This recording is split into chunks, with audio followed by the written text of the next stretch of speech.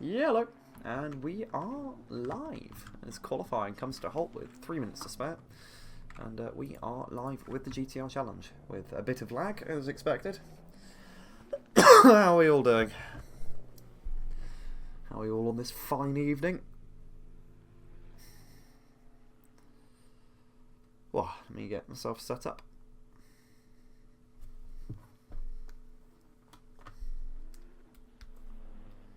Hang on a sec, let's get everything going.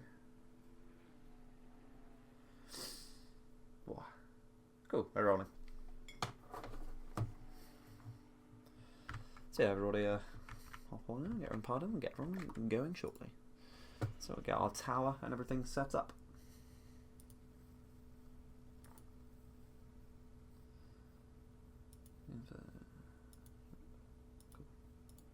Cool. Oh, no worries, West, take it easy. I have a bit of a splutter as a heads up, so expect coughing throughout the stream. I'll sell myself a bad halo real quick. On the collapsed long business. So, as a result, stand at the moment, it is Stin Sheffers, Adam Salarak, Facundo Giacomini. Facundo Giacomini, Vladislav Badmave, Ashikaga Ichi, Ilan Wenzel, Samuel Gajor, Simon Kozlowski, Mazin Sadlin, Hubert Maziak, Maskar Nestorenko, Rado Podaska, and Samuel Bezecchi, marking out the 13 drivers to post times. So yeah, things are a little bit Microsoft PowerPoint as per usual, because my bitrate's very funky, and my computer is ancient. But yeah, we bull. How laggy is it? Let's see. Oh, it is laggy. Hopefully my commentary carries you through the micro. Yeah.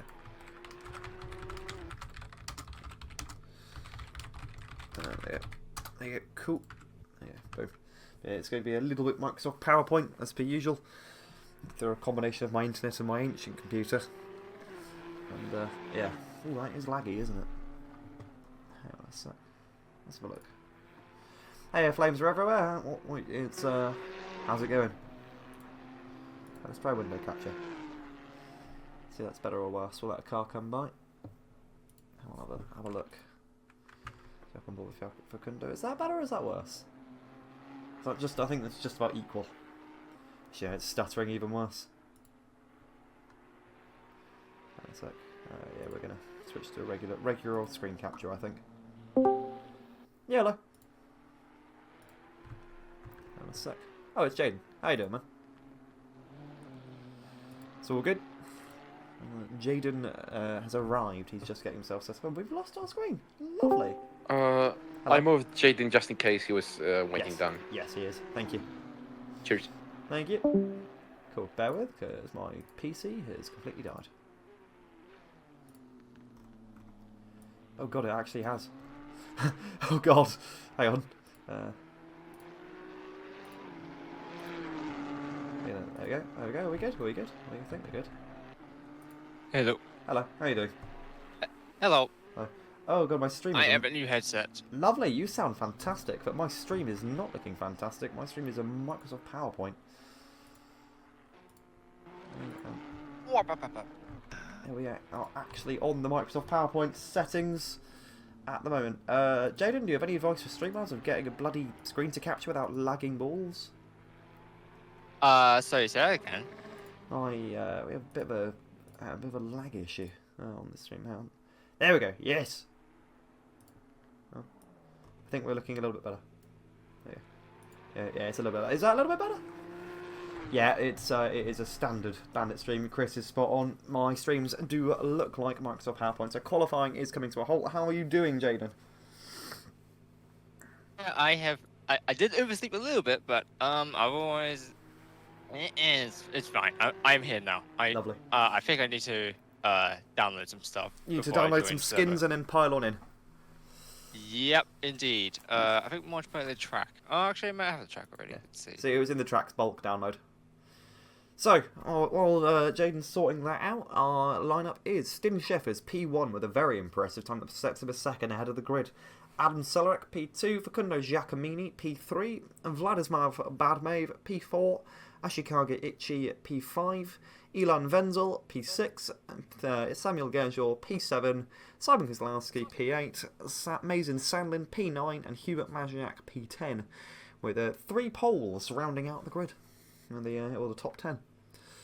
So I will say, actually, we've got a very, very, very diverse grid. We've got a Dutchman, a Czech, an Argentine, a Russian, a Japanese, an Israeli, 3 Poles, a Yank, a Ukrainian, and a Italian on the grid.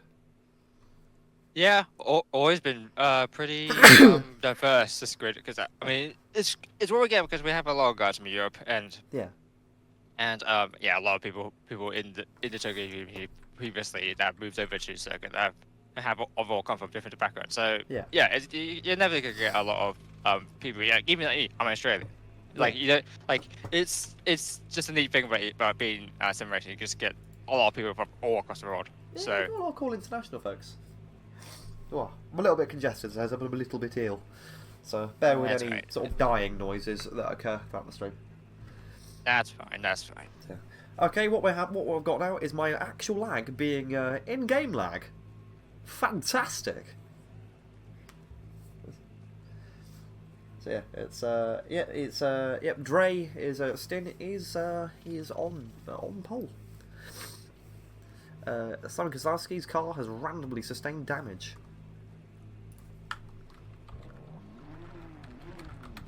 Jaden, your beamer's wonky. Yeah, because I think I'll send you mine. BMW It also M3 too, isn't it? it also checks something to me because I think I might have a slightly different version of the Kyalami track. Nice. So Download, yeah. Speed downloading in progress. yeah, because this is the problem of like, well, when when the race starts, it's just like 8 a.m. here. So Yeah. usually I wake up like right before the race, Yeah. which is really fun. Yeah, it'll be bad. It'd be like that. I've done that with commentary and stuff for the Cami 24, the original one on Laguna. I did it 18 hours ago. All my CPU is dying. I love a good night race, and my i5-6500 screaming for mercy. So yeah, I'm sending you the B more if you need it. So Jaden will join me in the commentary booth when his Assetto Corsa works, because it's not a good race live stream without some lag, some CPU maxing, and some good old fashioned jank. Sorry for interrupting the stream. Hello? I've actually asked the driver, and he has orange damage on his rear for no reason. Yeah, Basically because someone Simon said it in chat. It's all I know.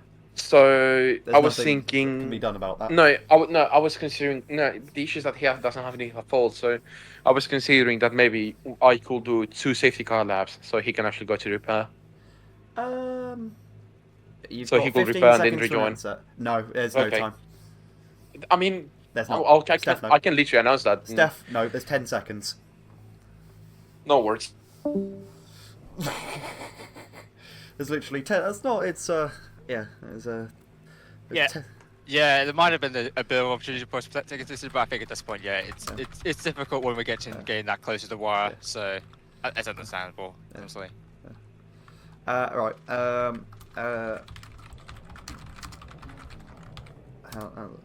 Okay, we're gonna give it a minute.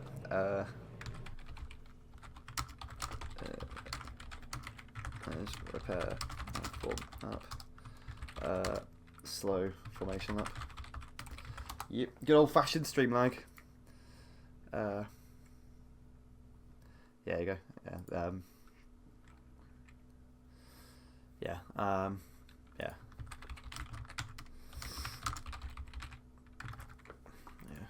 That's again, Assetto Corsa also breaking itself is on the agenda.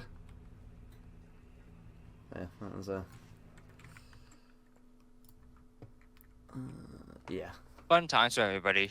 Exactly, fun times everyone. It's Sergio Stefan Schiavone is the safety car driver for today. As Assetto Corsa breaks itself, the track breaks the drivers, and things find new, impressive, innovative, and unique ways to go wrong.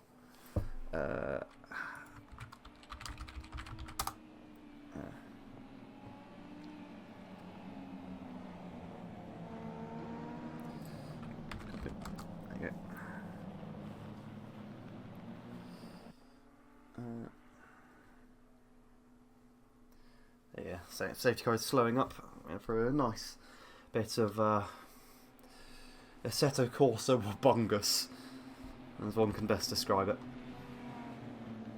So it is literally good old-fashioned stream lags. Agony.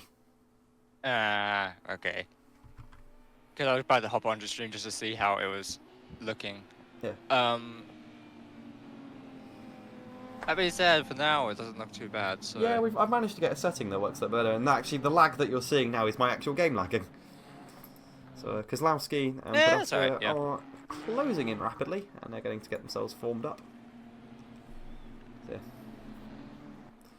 A nice little bit of lap to sort of tuck themselves on in. There we go. Bit of negotiating. Yeah, there we go. Nicely done. As we set off for just over 2 hours of racing. So it's 2 and a bit hours of Kyalami. Yeah, thank you, Pierce. Good luck to everyone. So Pierce is not joining us on this race, unfortunately, because he broke his leg. Okay, well that's a very good reason to miss a sim race. Yeah, it's a rather valid one.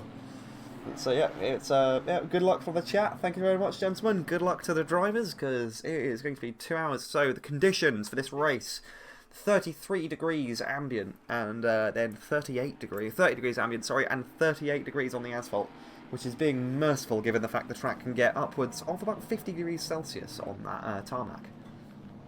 So it is a yeah. AC doesn't seem to get the track temps quite as high in real life, but I mean this. It's still enough for a lot of people, as we can see, a lot of people on the mediums. A few are on softs. We have Oh, hang on a sec. It's just about to get into race start. Hold up. Yep. Just about to start. Oh, and that was Sheffers. Nearly lost the back end. And we are racing now. Go. Green. We are going. Great launch for Dre. Yeah, so far, so orderly, with quite a few drivers tucking out wide there. That was, I couldn't quite see who that was. I think that was Giacomini. As we pile into turn 1, do we make it through? A little bit of contact as we go into Itchy. Itchy gets dominant. That's Giacomini facing the wrong way. Yep. Looks like Maziak and Giacomi in an instant. Although I would need to see the replay to make sure of that, but I mean both of them were facing backwards at the end of that, so yeah. I'm thinking there might have been both of them involved in that. But that is a turn 1 incident for the stewards. As we are on board with Ashikaga Itchy. We're going to go in for a nice bonnet camera now. As we advance our camera onto Elon Wenzel, the Kamikaze car, piloted by the Israeli driver. Yeah, and as I was saying before the start of the race, he is on softs. Yeah. And he's, I think he said we have him on sauce. We have, what's P? Kozio. It's gonna be a bit. I'll give it a lap for the leaderboard update, so I can actually see who's tires on what. This is why you get ACTV and have it updating live in the moment. Yeah. So we're on board. But I am a sim racing, and I do not. I don't usually download that stuff. Oh, Vladislav Badmave goes wide, extremely wide, cedes the position to Simon Kozlowski. They go too wide into the final corner. As my stream apparently turns into a slideshow again, it's looking passable for now. As I do a fast time chat on my own stream, nice. Facundo Giacomi having issue. Oh, a little bit of touchy with Vladislav Badmave there, just clipping the race. And that's Giacomini gets teleported to pits. Yeah, Giacomi just got teleported to pits. I don't know if he hit something or went for a wall or got upside down and then got teleported to pits. Yes. So Giacomini, poor luck. So last race he had his cat disconnect his router. Now he's at this as Ashikaga Itchy. Lovely move up the inside there. Clinical. Keeps the car clean. As they come too wide down the back straight. And that is Elon Wenzel looks up the inside, looks up the outside, it's all over him. As these TV cameras actually give a really nice sense of speed. That is Wenzel gets it slightly wrong. Yeah, he gave it a look on the inside, and then but that inside line just put him out wide. So once Itchy closed the door, I'd say that Itchy has slid wide, and that gives Wenzel an opportunity up the inside. Can Ashikaga send it up the inside for the hairpin.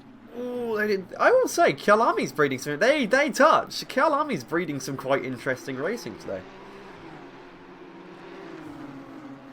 That's a shame. That mistake on that right-hander just gave the position back to Venzo for Ichi. And he tries again on the outside. That outside line just doesn't work. 2 laps in a row now. People have almost lost position and opened. Samuel Gaggior now behind Ichi. Yeah, this is Whoa, Kozlowski! Please tell me someone saw that. A massive lockup gets him past Sullick. He literally dive bombed him, slung it past him. I just saw tyre smoke in the background, and he just jinks it left, throws it past him. That was a move and a half between Kozlowski and Celorak. Oh my god, there's a lot of racing already, and we can't be everywhere at once, so... Oh, and that is Kozlowski. He's got a bit of a train forming behind him, so that is Celorak, Badmave, and Venzel and Ichi behind him. Oh, very, very, very close behind him.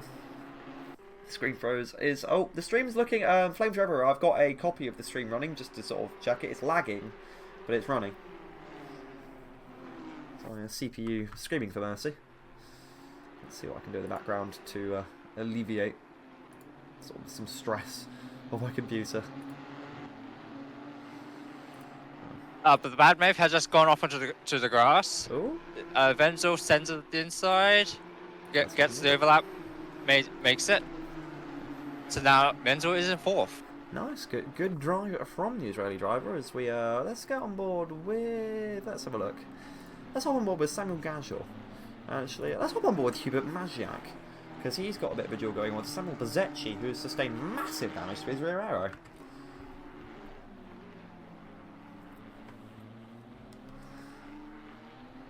So Maziak, he's falling behind a little bit. So that's a clean car versus a very heavily damaged car. As that is Itchy and Badmave trade again. Let's get back on board with them. So Itchy and Badmave. Okay, so that's Badmave who's just now hanging on from Gage. Oh god! Badmave nearly loses it. That was a save of the century. It's getting a bit hounded that like, once he lost that momentum, he's now like making mistakes here and there and making losing those places. You just need to keep it clean for a few laps and try to get the rhythm back. I want to say, I like the TV. To the modder who made Kyalami, these are some lovely TV cameras. They have a real nice sense of momentum, and we've got multiple TV cameras. Fancy. They track really nicely and zoom in really nicely. So yeah, that is. City Shepherds has already broken away with a 7-second gap. Actually, I've noticed that Shepherds joined North Stars.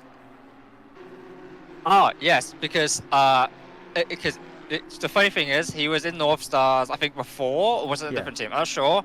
And then like he asked me to join Star Half for the sim racing stuff. Yeah. And then I think North Stars like died at the same time, so he was like, oh okay, I'll just join on Togi. Join Sidehart on Kaidonet. Yeah. And then North Stars revived itself again. It was like, oh, can I join North Stars for the Toge stuff? It's like, oh yeah, fine. Because honestly, I don't really we don't, we don't at least the motorsport arm, we don't really do the Toge stuff as much anymore. Yeah. So no one does the Toge stuff as much anymore. To be fair. Yeah. And Venzel, he's going on Celorak. Oh, he nearly gets pushed off the track there. Coming into the final sector, runs extremely deep. And trades the position, and he hands the position over to not only Celorak, but Itchy as well. Overcooks it hard. Yeah, I was gonna say before on the with I think one of the previous attempts made that corner, like it's so wide that like you either you try to go outside, but you put on such a wider line, you're never gonna make anything work because you put out so wide. Or if you try to go inside, like you can, but if you look at stopped in time, you're going extremely wide. So it's a very deceptive corner, and like and even for qualifying, you never can. It's a very difficult balance to know where you make your apex and where and when to accelerate, when to turn in. It's like it's never ending kind of right-hander. Yeah. So it's a good track. I love Kyalami. I mean, that's my least favorite corner of Kyalami, but I mean, it does seem to make some interesting racing. Whether it is not interesting racing does not mean easy racing for the drivers, as we have already seen. It's a track that is breeding a nice bit of action. So on board with Elon Wenzel again, just keeping the camera on him because he's right in the middle of this nice little train that is forming. A train that can't quite decide what order to place its cars. I need to work on my sort of vocal imagery. Also, fun fact: the Kamikaze livery was concocted in about 20 minutes, if that. This was a speed livery because I needed one. These TV cameras. And that was Wenzel. Oh no, Ichi actually just slings at broke a bit late. Yeah, he broke a bit late and tapped the back of Celerec. So be a bit of quasi teammate battling, maybe not up, and that. Oh, that is Celerec facing. That was Wenzel just that's tragic. Wenzel just gave him a small tap and that sent Adam right around. Oh, that's one for the stewards. Yep. Yep, Samuel Gajor is indeed there. And, hop on board. Vladislav Badmave looks at the inside of Wenzel. Wenzel shuts the door in his face. And that is Samuel Gajor behind Mr. Badmave. We'll hop on board with a bonnet cam from Samuel Gajor's perspective. And we will follow the action from spectator perspective. As that is Nestorenko and Mazin Sandlin. Sandlin drops down a position in the background as we will hop on board with... We'll stay on board with Gajor. Since people are bringing up in the chat, we will appease it and we will watch the battle for P4. Fight it as they fight it out. Elon Wenzel, Vladislav Badmave and Samuel Gajor. Three-way battle for 4th place. I'll hand it over to you, Jaden.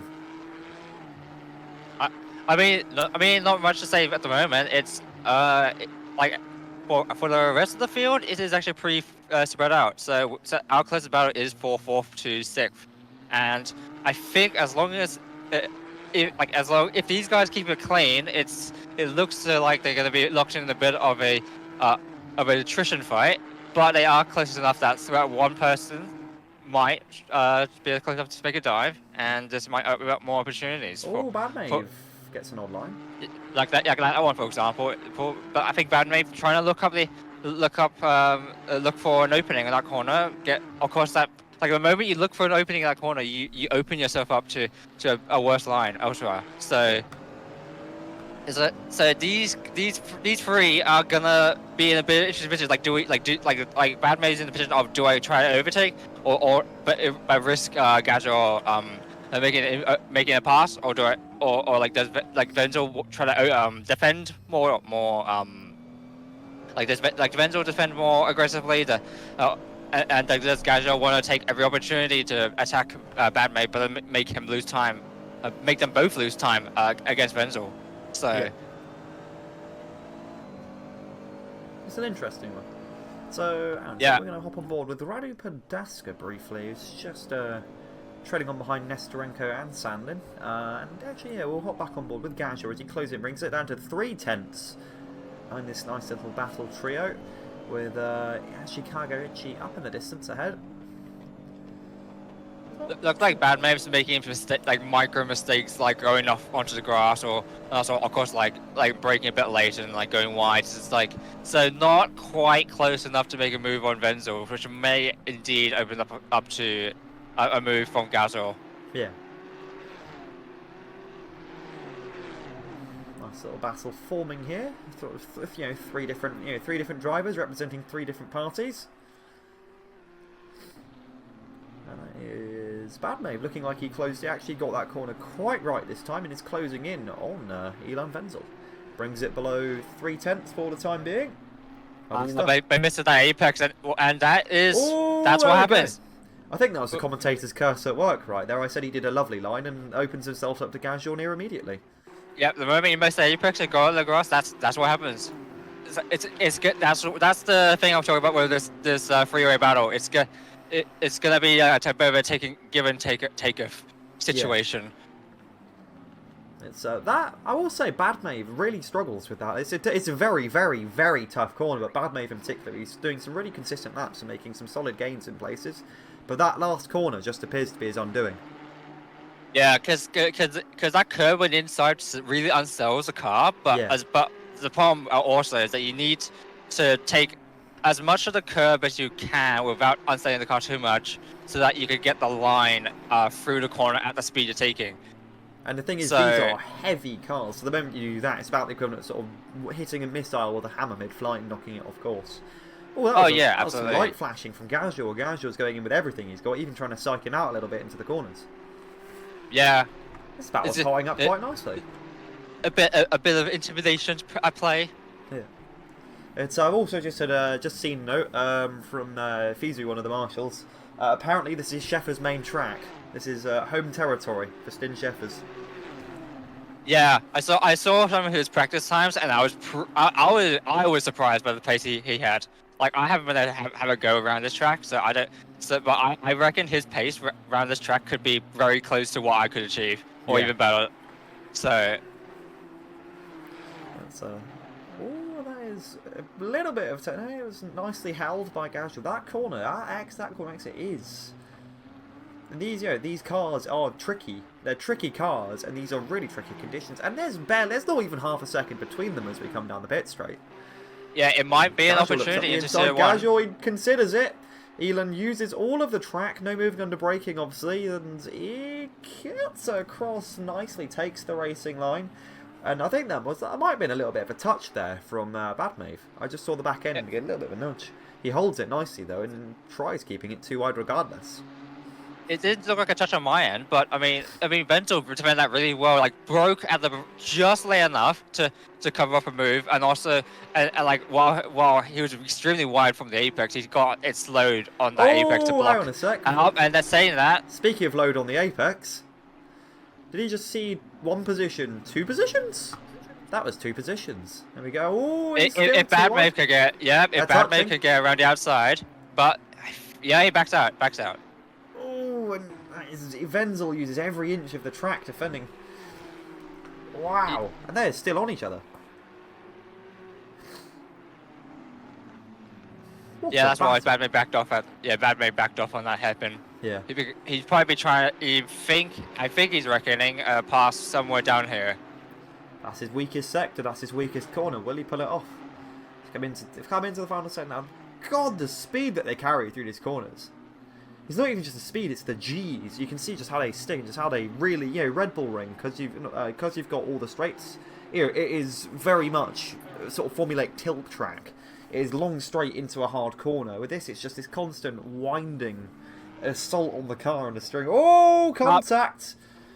And that is Badmave touches Venzel, puts Venzel facing the wrong direction. Oh, and he even gets his actual turning circle, hideously overestimates it, and that puts him not dead last because Giacomini's a lap down owing to some lap 1 issues, but not far off. That's that was unfortunate because Venzel just got a little bit of oversteer on that exit, and I think that slowed the exit speed enough that just they kiss.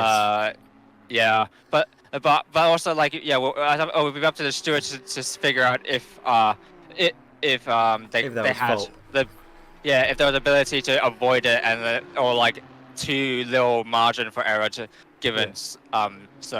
But in the meanwhile, Badmave and Celerec are still battling. That's Badmave still, not unperturbed by that.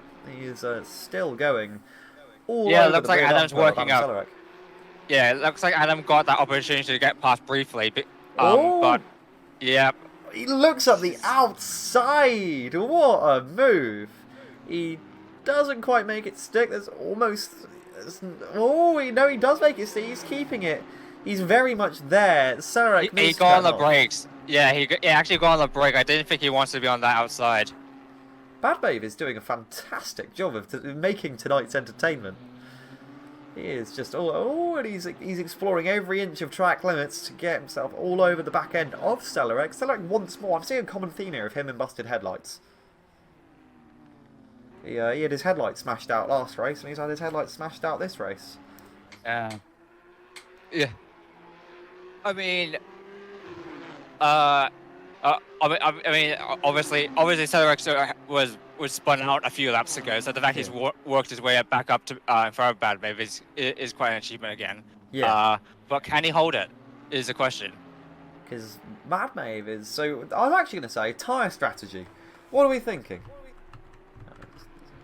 I mean, so this race we do have mediums as the primary strategy for most drivers because compared to last race it was what 9 degrees C. Yeah. So you could never properly overheat the soft tires. It was just a matter of trying to get the tire life out of the softs. But this race, like the hard temperatures, like hotter air, hotter asphalt. We had a lot of drivers, a lot of my guys that started hard talk about like soft tires. Or like they overheat they overheat or like you can maybe like nurse them but like the moment you get a slide or the moment you get a slide or anything you immediately start overheating the tires. So that's why a lot of my guys went for mediums, and I think so from the last race we didn't see any like 2-stop attempts or anything like that, so I think it's just gonna be a matter of like how people want to do their 1-stops. If they want to do right on the 1 hour mark, or they want to do it time at with a 40 minutes to go in the race, or a little bit early, it's gonna vary a little bit. Because also people gotta consider that like you start on cold tires, you have your warm up lap. So there is quite a bit of an overcut effect for the person that stays out last. Yes.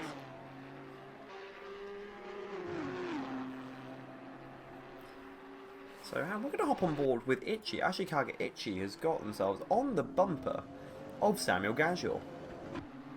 Oh. Yes. That's making some good pace.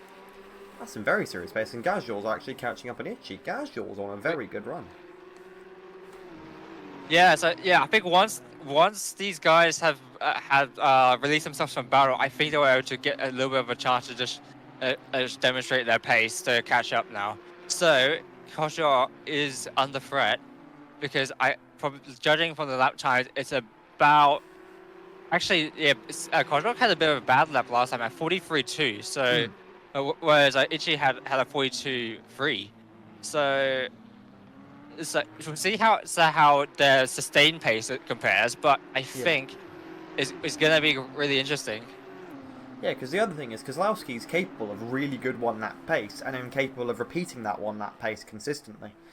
He is, but he's been locked into this battle with Ashikaga Itchy, and Samuel Gajor is, I'd say Gajor, from previous sort of observation, can put out about the same pace as Kozlowski.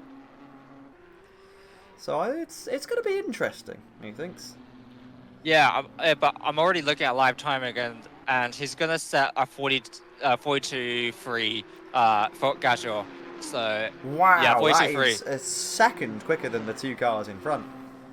Yeah, because Itchy got a 42.3 last lap, but the previous lap, but then this lap he did a 43.4 because he is now in a bit of a tussle with Kozlowski. Kozlowski, yeah. Because even if you don't see these drivers like defending themselves, you can like there's an element of like there's like a few mistakes or a few like just slightly adjusting their line and braking points to prevent an overtake. Yeah. But then all those things will add up to when you to the point that you can really start slowing your pace unknowingly. Exactly. So so sometimes the best defense is just speed, just taking a line, be confident with it, and making a lap time. That's sometimes your best defense. Exactly. That's how sort of both of us did it back on the Toge days. Rather than mirror driving, just disregard and push. Oh yeah, absolutely. And I think that to the extent that kind of at least I remember for me a little bit to my disadvantage because I guess some of the other guys would have. Some of the guys had lived and breathed Toge, absolutely knew every little bit of how to attack a corner, how to defend and stuff like that.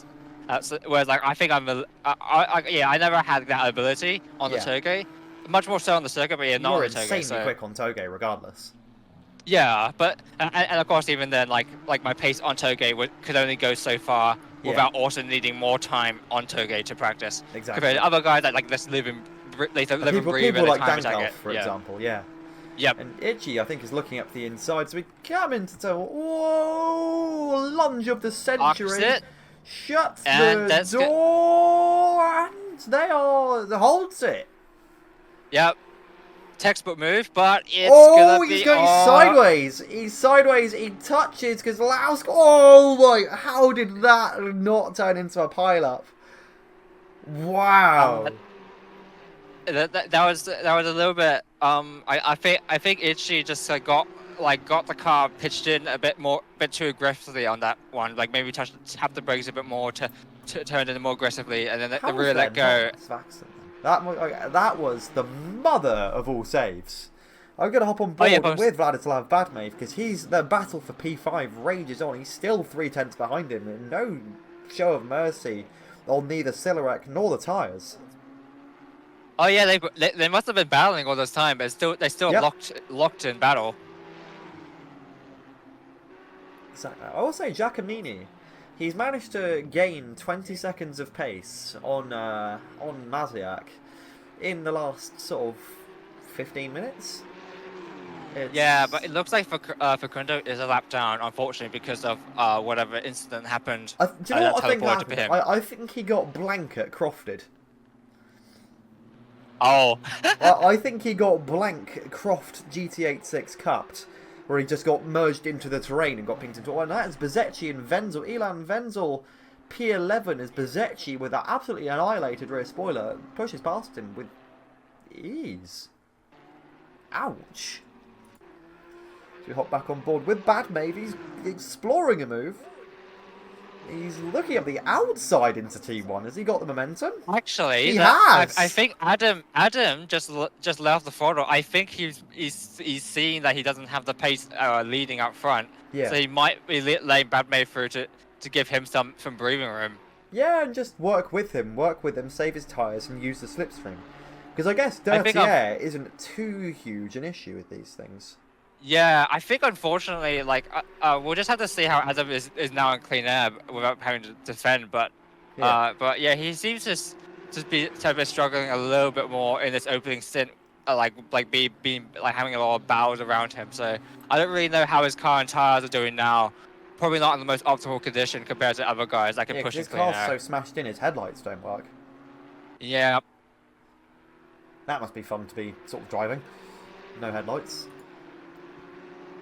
So we're just going to have a good. So Wenzel is attempting to regain that pace on Samuel Bezzecchi, on Adam Bezzecchi, sorry. No, Samuel Bezzecchi, blit. Nice, smooth, Murrayism. And Gajor is just falling out of the 1 second mark. And obviously Badmave, I think that might have been a bit of a mistake on Silarek's end because Badmave's put a second on Silarek. Yeah, I mean, at least like if Celarek is thinking, was thinking in the short term of keeping P5, but then I think he's thinking longer term of I want to not have to battle to defend P5 for the next like for 20-30 minutes. So I'm just gonna let it go. 1:44.227. Badmave sets a 1:42.955. 3 seconds between them. I think Badmave might end up starting to catch up with Kozlowski. Give it a couple of laps. This will be Adam's first clean lap in a while, so it will be interesting to see what pace he can do. Yeah. He's not falling too far behind. And I would say Giacomini's doing a good job of unlapping himself against a few drivers. Yeah, I'm actually looking at deltas, and Adam's actually managed to beat cut time on his delta. So, so maybe just now having the lap clean to himself, he might be able to start reeling in some back in some pace. Yeah. We see. So like his driving is looking a lot cleaner now. Yeah, so he's 1.2 seconds behind now. He's not got any sort of pressure to deal with. Let's see what he turns that into. Let's see what he turns a 1.2 second gap into over the next lap. Let's drop down to 1.4. Will he wind him in? I mean, at this point, I think he might be just content with with just not even he doesn't even need to catch Badmave. He just wants to have clean air so he can run his pace. Because like he was in the 44s for a while, trying to defend for Badmave. But if he can at least do 43s instead, then I think he'll be happy with that. Yeah. So Kozlowski's about to set his next lap. We'll see what the difference is because Badmave's fallen down to 6, and they are bleeding pace from Kozlowski now. Actually, Kozlowski is one of the soft runners. Yeah. So it's interesting to see his 1:43.9:15. pace. And then Yeah, versus I'm very curious to see how his 1:43.62. tires are going to do. Yeah. So we're going to hop on board with Gazyor, who's now closing in on Ashikaga Richie. So 4 tenths now between them. 4 tenths to 6 tenths is sort of the margin. Yeah. I do believe they are in the same voice chat with each other. So they might coordinate something, Yeah. or they might just leave it like whether they stay hold position or they let one pass. Like yeah, we'll see. Oh, Actually, it Richie might gets sort it itself wrong. out. Yeah, it might sort itself out because it did go on the Gazyor grass. goes flying past. It's a very easy mistake to make because you want to take as much outside line as possible for that left-hander, but once you get out on the grass, it seems to really drag you in. Yeah. So Plus, you've not got a lot of margin to the gravel in most areas as well. exactly. So the moment you touch it, it really gets loaded up. So Giacomini down to 1:15 from 1:21. He's winding that gap in. It's half an hour. In under half an hour, he's brought 30 seconds in basically. So he might actually end up competing for position near the end of the race if he keeps running the run that he's running. I think that's the most useful run in one sentence. I mean that depends on the pace that Steffers is saying. He is still in the 41s. That's crazy. That is absurd. He's just gone. He's running his own race. We'll see if Gazyor can find some pace over this lap, but I think barring safety car or any incidents like that gap's not going to be closed down anytime soon. Yeah. So battle for P8 in the making. Radu Pedeska, Mason Sandlin. Ah. So it's interesting. Two of the lesser known drivers actually on this grid. I mean, Sandlin did a pretty excellent race last time. Yeah. But working his way from P12 to P8. That was his first ever GT race as well. And Yeah. he qualified P9, so P9 up to P8 at the moment. But he is facing a onslaught from Radu Pedeska, who is winding that gap in. That was a brief glimmer of 0.3 of a second on him. So we're going to hop on board with Radu and see what he's got on the agenda for Sandlin. Yeah, Radu's last lap was a 43.6, so he might. I think at this rate he can catch Sandlin on pace. Yeah. Just a matter of Sandlin can either find more pace out of that car, or I guess he'll just have to start defending. Yeah. They do seem to be rather evenly matched in terms of skill set.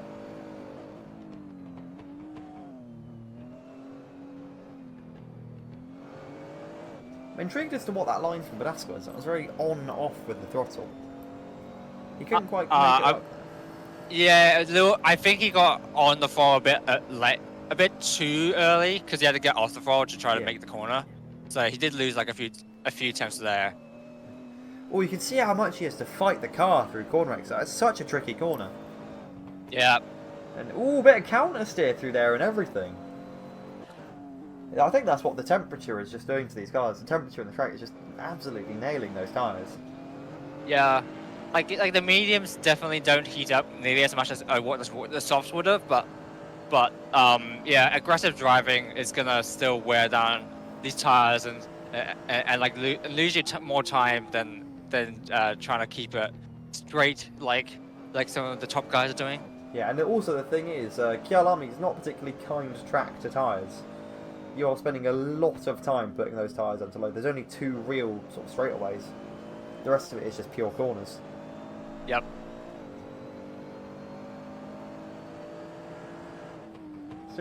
So he's fallen back to about a second after his onslaught last lap. That's the thing though. You do see drivers, they sort of get close and then they start making mistakes. They start paying attention to the other car more than their marks. Yeah, real good drivers are able to barely still hit their marks. Also know how to leave a bit more margin, because once you get so close to another car, you're gonna like the effect of speed, like the distance over speed. You'll like a 0.1 second gap like 200 kilometers an hour is maybe like 50, like 10 meters, but then like at 20 kilometers an hour, that's like you might be in the car in front of you. So yeah, so there's also a lot of things where you have to compensate for a difference in speed and the gap and the time gap you have and the distance the difference between the car in front of you. I feel like we've got quite. I feel like we've got quite a nice dynamic. We've got the Crofty and Brundle dynamic. Of I'm a little bit louder, but you give really good insight. Yeah, I do my part. Of course, I've said before, this is my first time commentating, so but I thought I might as well have a go for a series like this. Yeah. The thing is, this is a quiet warm-up series for the next few TKE leagues. This is us getting back into the swing of things. So this is just as much practice for us and the staff as it is sort of for the drivers. It's seat time. Yeah, and that's the thing. Like I think, like some of the processes have already improved. Like I've been in the management chat and I've seen like like a lot of good reflection, good feedback taken. It's like so. I think like for last race, like considering it's your first time back for a while, like there was issues. I would always the thing is, the staff team discourage were those issues new as well. The staff team were that's the other all thing. new people. Yeah. So despite those issues, though, I think it's been largely pretty pretty good, and a lot of talk was already put into place about like how to resolve some of the issues and stuff. So yeah, I think you guys are gonna improve your running quite a bit for over the next few races. Yeah, exactly. Yeah, this is our warm-up league, and we've got 2 serious leagues already planned for Q1, and that's just Q1. Yeah. I'm not going to spoil it. It's a nice secret, but we have 2 sort of cars being developed. I think I wanted to take attention up to P4 because Kozlowski is under threat from Badmave. Oh, he's back! Yeah, Badmave really closing that gap of that while we were talking. Yeah, he closed that gap over the time we were talking, and then he just got up there inside to turn 1. Wow! Kozlowski's not going to take that lying down, though. He's not that kind of driver. Either that or Kozlowski made a mistake and then got within striking distance of Badmave. Yeah. Thing is, though, Kozlowski dominated the Civic Cup. He's not a driver, and he dominated it with good racing. He's not somebody to particularly take it, sitting down. Also, Maziak just overtook Wenzel. Ah. Interesting. Yeah, it's, I'm going to quickly check that out. Maziak and Wenzel. Oh, Wenzel, very squirrely in the corner exit. Just immediately opens the gap up. I think some of the battles and incidents he's had has now worn those tires because he is one of the soft runners, and I can see he's struggling quite a lot for rear end grip. Yeah. So the only solution to that is either like take it easy, cool down those tires, or just deal with it. is kind of the strategy to this point. At this point, you could probably make a set of mediums last the rest of the race if you're careful. Yeah, honestly, you probably I think his bet would probably be just get on the mediums as soon as he thinks. Also, like you gotta consider your fuel load. Like you get like the maximum fuel, the tank at maximum capacity will only last a set distance of the race. Yes. So you gotta at least make it to that point. But once you do, then that's probably his cue to go for the soft, because I don't think he's. I think I'll quite keep an eye on him to see how he's doing in the next lap or 2. But I think he has worn through those soft tires. I could be wrong. We'll see how he does. Interesting thing to monitor either way, but yeah, all that dueling has knackered his tyres. So who are our soft runners and who are our medium runners? Because I obviously can't see that, I don't think. Yes, Kozlowski is one of the soft runners, so I think. So judging from his pace fall off is 44s, like high 44s now. Yeah. So he is. I think those that have got well on softs may benefit a little bit at the early stage, but unfortunately are now falling away. Yeah, so they will want to get off those soft tires quite quickly. So it's Kozlowski and Wenzel who are our soft runners. Yeah, Giacomi does look like he wants to unlap himself against Celeric. So we'll see if that. Yeah, he is welcome to, but we'll see if. I mean, it might be wise for Adam to just let Kyalami pass at a safe point, just to prevent Adam from trying to defend himself He's brought that with him. against There we another. go. Nice and clean. He's just handed the position over. Yep. And just letting him do his thing. That is one mighty recovery drive from Facundo.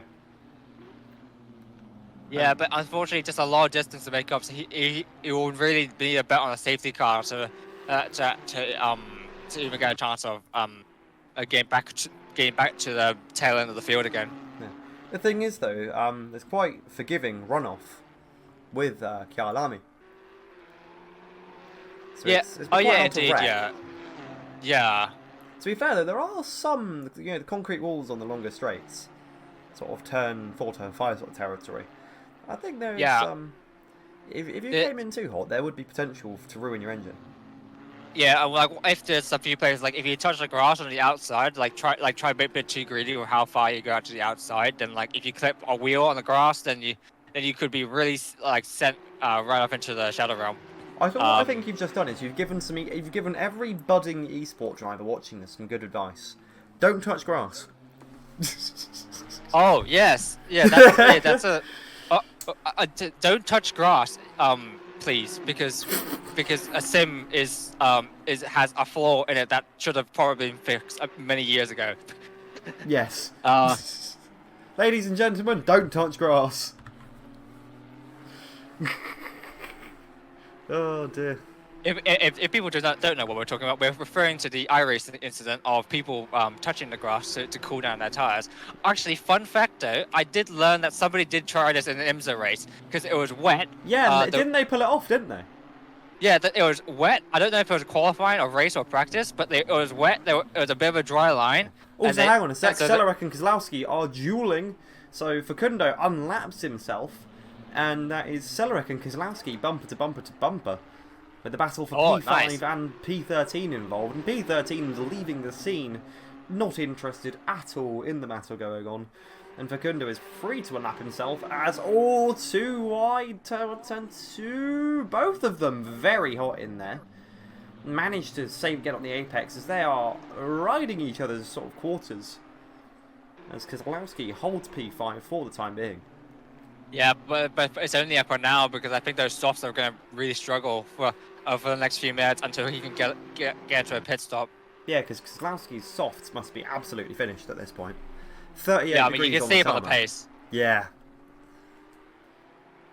Celerek is just on him. It was interesting actually because I heard about a lot of people that also wore through the tires, just pure wear on the soft tires last race at Red Bull. Like some drivers were able to either drive around it or conserve their tires a little bit better. But we already saw the wear in those colder conditions, so I can't imagine what's happening with these tires at these temperatures.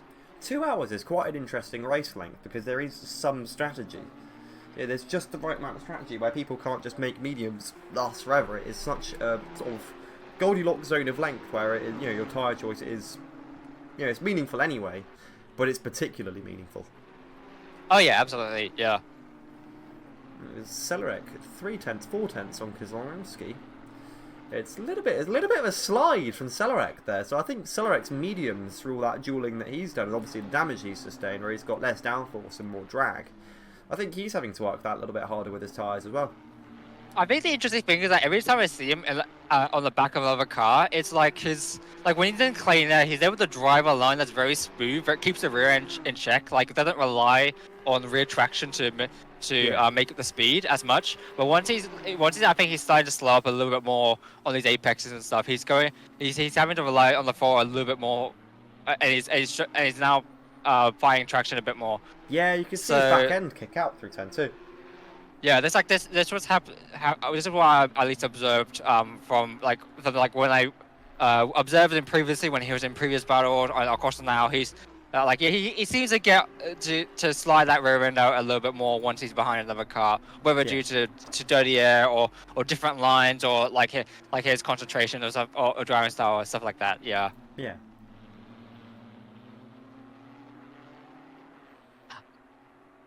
I know that Harry's really not a huge fan of him. Harry Grendel, I know he's really not a huge fan of Adam.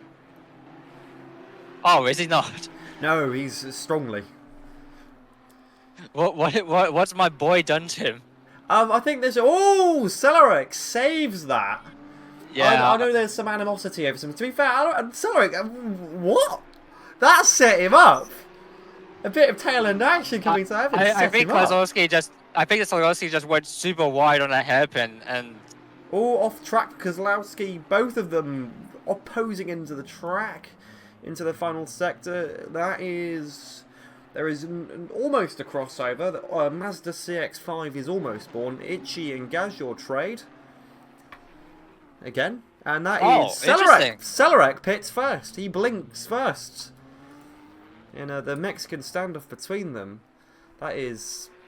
Kozlowski stays out on the softs. And Celeric in the pits. I mean, that's interesting because I'm pretty sure it was on mediums. So... He was on mediums. The only two soft runners are Kozlowski and Wenzel. Yeah, so pitting before one of the soft runners, he's gonna get a bit of an overcut effect on him then, but then he'll be able to reel back in. What it'll do is it'll put him in clean air. Yeah, he'll be reeling Kozlowski for a little bit also once he's got the tires warmed up, and then when Kozlowski pits, he's gonna be on cold tires. That might be an opportunity for Adam to get past him. Then again, no one's gonna be on cold tires particularly long on this track. Oh yeah, no, absolutely. We're in South. We're by Johannesburg. We are. There is not going to be cold tyres, but like a lap or two at the maximum. Yeah, but it only takes a lap or two on cold tyres to really make a difference. Hmm. So that is Celeric back out in P10 now. So he's what is he on? Let's have a look. He is on another set of mediums. So that makes that makes Kozlowski and Wenzel the only soft runners of this race. I guess he's hoping that if he's in clean air for a while, he won't be in as many battles as he was in the beginning of the race, and where there are those mediums as much as he did. Yeah, because he's got Besecchi. So pit stop is what, about 20 seconds on these things. Well, yeah. Sort of overall, including everything, you'd probably say about what, sort of 30, 35 seconds all in for a good for fuel and tyres, if not a little bit longer. Yeah. So if he gets some good lap, he's got 15 seconds of clean air on Besecchi. So he's probably got what? So Besecchi, Podaska, Sandlin, Nesterenko, and maybe Kozlowski if he's quick. He might end up sat on the tail end of Bad Move if all goes well. Yeah, indeed. An interesting strategy from Celeric then. Yeah. He's the first to stop, so we will see. Will it give him the fattest overcut on God's Earth? Or will it backfire? Yeah, I mean, if it was such an overcut, like the like the period of time you're on the cold tire probably doesn't affect you in comparison to just getting new tires now. So. Yeah, because he's got to make those medium tires last 75 minutes. That's quite a long time. But of course he does now. Once he gets those tires, he's going to have a tire advantage over everybody else. So he might be able to put in some pretty good laps. It's going to be interesting in the final sort of 15 minutes of the race as that unfolds. Mhm. Also, not to cause alarm, I think I've got a nosebleed. Oh. Hang on. I just touched do you have a tissue? Yeah. I just touched my face and there's blood on my hands. Right. Ow. Lovely. Bear with, I'm just sort of Yeah, don't worry. Take care of it. Yeah, I can take over if you need. No, we're good. All right. We're good. Nice. Yeah, we are a-okay. Fun fact, actually. Oh, Giacomini. So that's Wenzel in the pits. Wenzel has given up on the softs. So that actually puts Giacomini up into P12. Wenzel's disastrous stint on the softs puts Giacomini P12. He's no longer last. This is the beginning of his recovery drive. So the last of the soft tire holdouts, Kozlowski, we'll see. He surely should be able to come into the pit soon, but yeah, because Celeric's already overtaken Besecchi. That was definitely a bit of frontiness on the track, but that was a So there we go. It's as you said, last of the soft tire sort of sold outs. It's Kozlowski who's holding P5.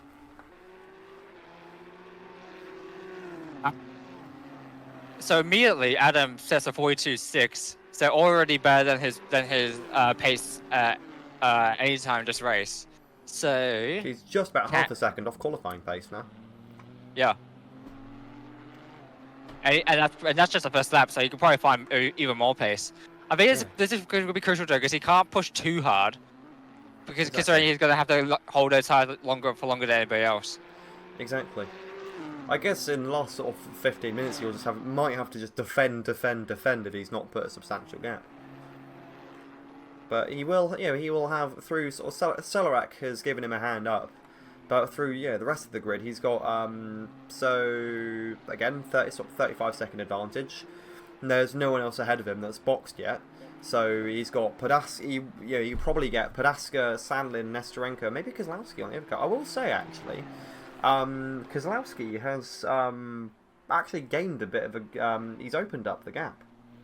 That gap between Kozlowski and Celorak has widened by about 4 seconds. I mean, yeah, because that's what the cold tires will do for at least for that first lap. Is that you'll lose quite a bit of time on that initial outlap, but then it will warm up very quickly and start winding in. So let's see what he says as he comes into the final corner now. Let's see what Mr. Celorak is capable of. He's 3 temps up. He's going to set a 42, 42, 42. Yeah, 42. Wow, that is near on quali pace. Yep. Giacomini's still closing that gap in on Magic. Yeah, I also want to ask, like, what has my boy Adam done to Harry to deserve the hate, or per se? But I just know that there's been. Sorry if I've just accidentally done Harry in here, but I know there's been some negative words said about his driving style and some contact between the two. Oh, okay. It's is it Adamike? Yeah, it is Adamike. It was Adamike, yeah. Yeah, no, it is because Adamike does stuff with Lizard Beats sometimes, doesn't he as well? Like previously. No, his only other team in the past was his own team, Dream Ragers. But before I think he closed that team right before he joined Sideheart. Who is it that's Lizard Beats then? Because you've got Callie in Lizard Beats. Who's the other Lizard Beats driver? Speeding Red. That's it. No, I'm sorry about it. I don't know. I know, like someone mentioned an Adamite, but yeah, Speeding Red. Oh wait, did you confuse? Oh, slander on my boy. Damn. No. There is definitely someone that has brought up Adamite before. Over some like turn 1, lap 1 Wabungus. But no, Speeding Red. That was it. That is the chap that there is animosity between a couple of Kamikaze drivers and. Because I quite Celorak on the grass there.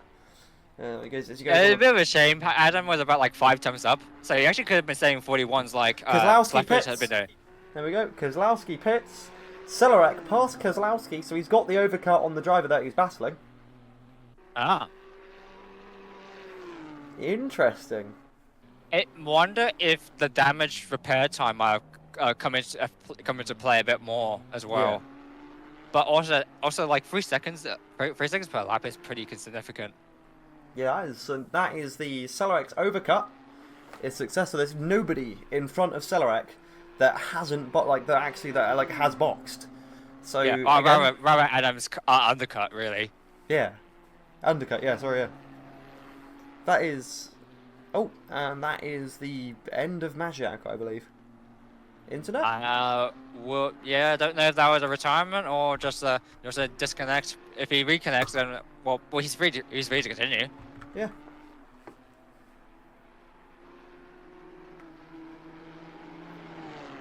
Either way. So. That was Giacomini, technically up another position. He's brought that gap in on Bozecchi down to 42 seconds. He is really reeling them in. It's not the most sort of action-packed of races, but it is interesting. I think that's the thing is like a lot of people when there's not a lot of action happening, like you kind of can feel like you want to tune out because there's no world battling. But I think there's a very interesting like strategy aspect to also observe yeah, when you consider like everybody's like like current pace, the tire life at the moment, like how far they're from one another. Like sometimes people aren't pushing a gap down because they don't want to close that gap in until until the final few minutes of the race. Exactly. Like that's kind of how it is. Like you can settle into a rhythm and just and not fight to the death quite yet until you want to capitalize on the opportunity. It's not a short sprint race. It's not 20 laps. It is, you know, there's strategy, there is endurance. The entire premise of this is that it's meant to replicate an endurance sim. Yep. Which is Laguna Seca is going to be interesting. I am pretty small track that. And it's 3 hours, not 2 hours. Oh, yeah. That's Itchy in the pits.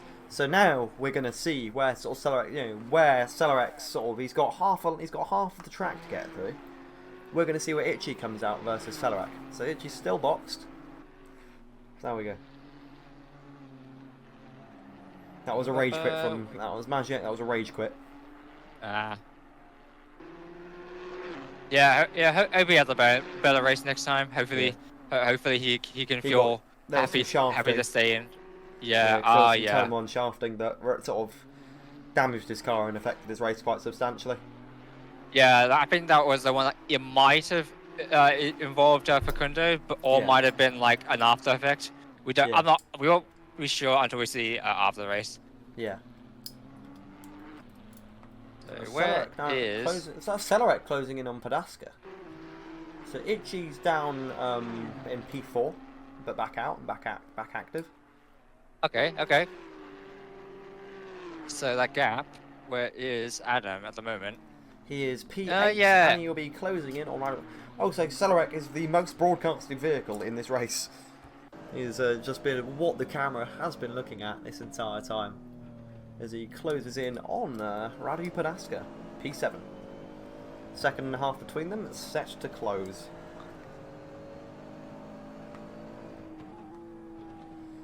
There's a summary of what happened. Shai was he got a battering in turn 1, and that didn't doom his race in the water, but put him at the back. He put him from P10 down into back of the pack. Elon Wenzel making a very sort of stoic effort after his box to get in. Giacomini's wind it down to 45 seconds and is already making gains. And remember, there are drivers in front of him that have boxed, not yet to box. Because Bezzecchi hasn't boxed yet, hasn't he? Yeah, no, I don't believe so. If he's still pretty close to the car at the front. Yeah. So that is Cellarex. Podasca got that alarmingly wrong. Yeah. And they are too wide. Cellarex goes in, flashing from Podasca, flashing for both parties. Now Cellarex is working headlights, so even went in for repairs on his pit.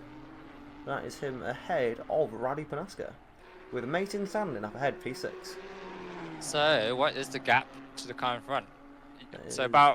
Sandling T1 and Adams on the straight back. So it's a bit of a gap, but I think I should look at the pace because Sandling last lap 44 sorry, not 41, 41s. But Adam with the 43, and with that overtake as well. Yeah. So I think he probably can close that gap relatively quickly. My prediction is 4 laps to it. 4 laps until we get an sort of intercept. I'd say 4 laps. And that was Podasca. He is a little bit off the track then and had to compensate quite substantially. And yeah, that is Maziak demoralised. From that battle. Also, do be bleeding a little bit from my face. We're all good. Yeah, do you have a tissue you can use the block and try to put some pressure on? Yeah, we're all good. I'm not I've got a really nice t-shirt on, so I've got a diesel shirt on, so I don't exactly want to bleed all over it, which I've managed to do a quite successful job of not doing thus far. But yeah, is Maziak in the chat demoralised after a very morally, spiritually, and mentally taxing race? So Celerec has wound that gap down to 7.5 seconds and is closing. And It's interesting. Yeah. Oh, sorry. Sorry. you go for it. Go for it. No, I insist. Go for it. Okay, because yeah, I was about to say that like it's interesting because his pace about the same, but he has the potential for about 5/10ths up Yeah. on his current best. It's just that he made a few not even mistakes, just like a little, well, I mean, a few mistakes, small mistakes, but like just generally like losing a tiny bit of time here and there, and then, but I mean, he's still got the pace to reel in to be setting these low 42s. So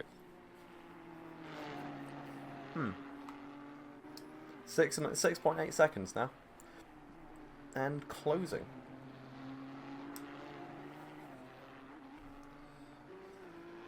See, it is unfortunately it has spaced out quite substantially.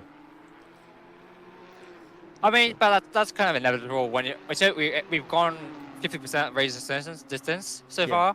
far, and I mean usually even like F1 races or like many races like will settle down the middle portion. Yeah, and then heat up towards the end. Yep. Again, this isn't a sprint; it is quite literally almost a marathon. I mean, this is the stints that you would do in endurance. Like this is kind of since I had to do when I ran in the Kenko 24. Yeah, that was a good bloody endurance. That. So yeah. Yeah. Apart from all of us getting punted. Yeah, like we talked about this last week. Yeah, a few unfortunate things, but because we were on track for a podium, then P3 decided they didn't want us to be alive anymore. Yeah, I would have been interested to see if I could hold a P2, but how long I could have held a P2 for that race, but yeah, it's fine. I think like I had the feeling of being endurance when I was in the night. Yeah. Like in the night, like absolutely on the limit with the car, like saying like what was like 158, like 158.9, like every like 10 laps in a row. Yeah. That's a good feeling. Schlepper Dre told me about this last race when he was like once he got out in the lead at Red Bull, like he could set like lap after lap after lap, just like absolutely like banging in some great pace, and he had that feeling of the car of like being able to push it, but then be able to really keep it consistent and hit your mark every time. Like that's I think a really interesting feeling in endurance that like you don't even get in F1 because F1 you have like the tires. They just don't last. Like you have to do a lot. Yeah, you have to do a lot of time management, a lot of car management in F1 compared to endurance. It was like these GT3 cars take an absolute beating in terms of like the tire. Like you can push the tires every lap, almost every lap. The bodywork, you can go also. Yeah, in an F1 car, if you interlock wheels, someone's going to disintegrate. And this is coming from someone who loves F1. It's it's a fact of the cars is they do disintegrate. Yeah. And, this isn't the 2000s. You can a little bit, but they're wider, heavier cars that are, with GTs you can. Oh, Sheffers has boxed at last, bang on the 1 hour mark. Yeah. But he is literally a lap ahead of everyone else. He's quite literally a lap ahead. That is Sandlin up in the distance, who has gap has closed down to 3.5 seconds. So I think my 4 laps till intercept remark. I think that might have been accurate there. Yeah, they're right. I think it's closing quite a lot. So probably next lap or two. We might have a little bit of battle going. 2.6 seconds now. Oh no, with that said, I'm not sure if Salin's made this pit stop yet. He might have, he might not have. He's run out, so he might just box. Yeah.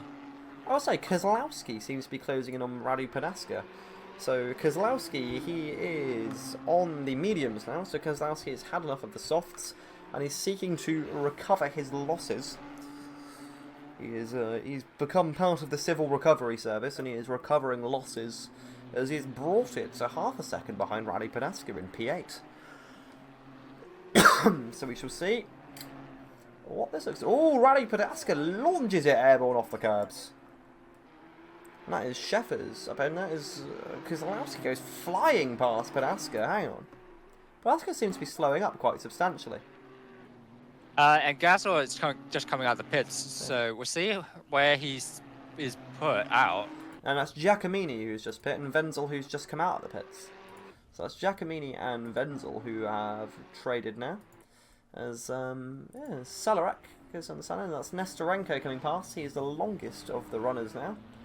Nestorenko yet to box as Badmaven and Itchy share a pit lane, and we are on board with Adam Salarak in the battle for P5. Sandlin yet to box.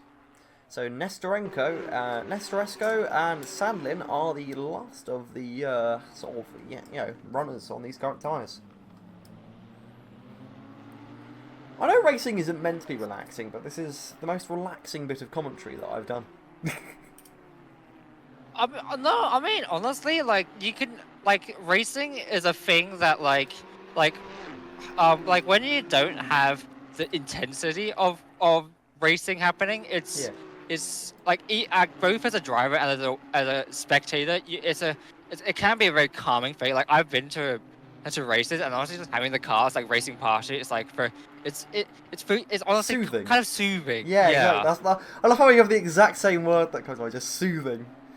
So it's a feeling that only us, like, diehard motor engine people, car fast people. People, that's what we are. Yeah, that's the only thing that, like, makes, like, I think, like, obviously, like, we enjoy, like, just to regular people, maybe not so much, but but it's alright. To regular people, it's noise complaints that causes tracks to shut because they don't like buying a house next to a rain. They're like, oh, cheap house, and then they don't like the car noise. Right, let's watch this battle.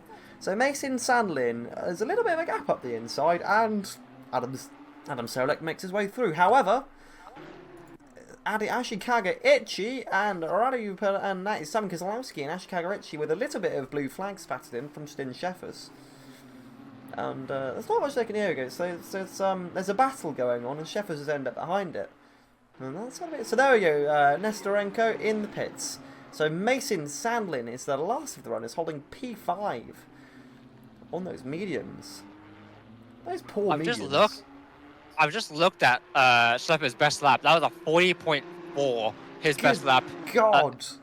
I think he said a while ago, but yeah, his pace potential is pretty good. Well, that's quicker than P2's qualifying pace. The only person who's actually ever seen a time quicker than that is himself in qualifying. So Sheffers now past Itchy. Oh no, Itchy is now going to, I think he's going to make use of the toe. And actually, I reckon, I'm going to make a prediction that he's going to try and tuck in behind Sheffers.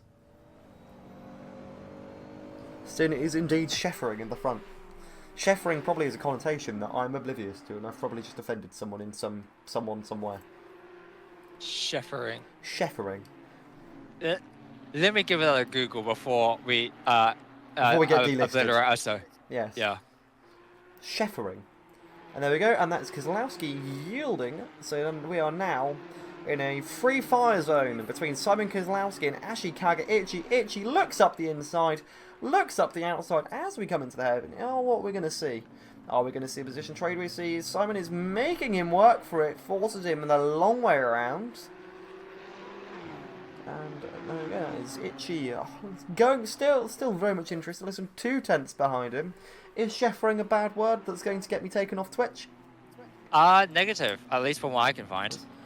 Maybe in some foreign language on Google I could find it. Yeah. On English Google, I can't find anything. We've invented a verb. So I credit my Twitch chat, I credit Flames Are Everywhere for the invention of the verb Sheffering. Yeah, this is a thing that I find happens a lot in sim racing. Because when you get that one guy that's like absolutely like head and shoulders faster than everyone else, or builds up some sort of reputation, good or bad, what we have in terms of like balance. This is on par with the mythical Jaden moment.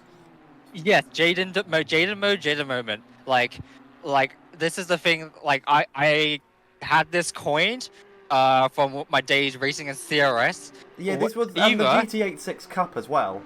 There is you have succeeded so well in TKE that you have an emote of your GT86 with a big red cross through it, just called Nerf Jaden. Yeah. That's how you know you do well in TKE, and I think Sheffers is on route for that. I mean, hey, it's the side-out effect. It's everything I touch turns to hearts. Yeah. I guess if I roll with the thing. Or Nerf emojis. Yeah. That's also funny because I'm pretty sure I won TKE before I had founded Starhawk Motorsports. So Yeah, because you were just running under regular Sideheart at that point. No, you were running Yeah. with Blank, weren't you, with the TAS? yeah, I was, no, well, I was you with were- I was with Sideheart, but I ran in the league with Blank. Yeah, as because Taz. you I guys ran, were going to win it, but Dingo, PD, Powerball and Dingo won because Blank couldn't get consistent finishes in. Yeah. That's what I remember. I will say Kozlowski's doing an absolutely I mean, I'd probably just commentator cursed it, but Kozlowski's doing a stellar job of defending. I mean, if I look at the lap times, is it actually? Yeah, Adam's saying 42s. So closer, he must be also saying 42s. Yeah. Yeah. But oh, Oh, contact! that was quite a late lunge from Adam. I don't know if he. Yeah, he looks like he gave that up. He probably knew he sent That's it a Itchy, not bit Adam. wide. Oh, it was Itchy. Sorry. Smooth. Yeah. Yeah, that is you've Murrayismed. You've done a wrong. You've done the commentating. Oh funny. no. Oh no, it's not. You're How banished. could I? You're banished. Yeah. To Marshall Channel. No, we're fine. Oh, and that is Yeah, yeah. Itchy dive bombing the inside, flashing the headlights and everything. Are we going to get a crossover from Kozlowski? Yeah, no, maybe no. No. Kozlowski got on the curb on the inside. That kind of ruined his run. Oh, and he got on the grass there. That was some tail end action. Yeah. Do you know what I think we need? I think we need TKE bingo. Bingo. Bingo. Yes. What would you put on the bingo? Oh, what would we put? So, someone winning by an absolutely mental margin. The stream is indeed less than 24 FPS, Viso. I'm accepting donations to my PC, my internet. Bro, I can't believe that you have a 4-core, 4-thread CPU. Like my old PC with like the old GTX 750 literally has a better CPU because it has 8 threads. Yeah, my i5-6500 is and that is, hang on a sec, that's Facundo Giacomini has just overtaken Samuel Bezzecchi. For position? Yes! After boxing. Yo! Facundo Giacomini with 51 minutes to go on the recovery drive begins. Next up, Ilan Wenzel. The recovery drive has begun. Let's go. Also, yeah, there's nothing I can do about my mic. My mic is older than some sim racers. My mic is literally from 2010. I have a blue snowball that is older than some Toge Union drivers. Oh yeah, no, I have no doubt about that. It's big up the blue snowball. The best £30 I've ever spent on hardware. Unironically. It's also probably because I was lent on my desk, Visa. Sorry, go for it. I cut in on you. Oh, you know, I was about to say, like, yeah, how does my mic sound in comparison? To be on mine, you sound fine. Also, hang on a sec. Adam Celerek, Vladislav Badmaev. 1 second between them and rapidly closing.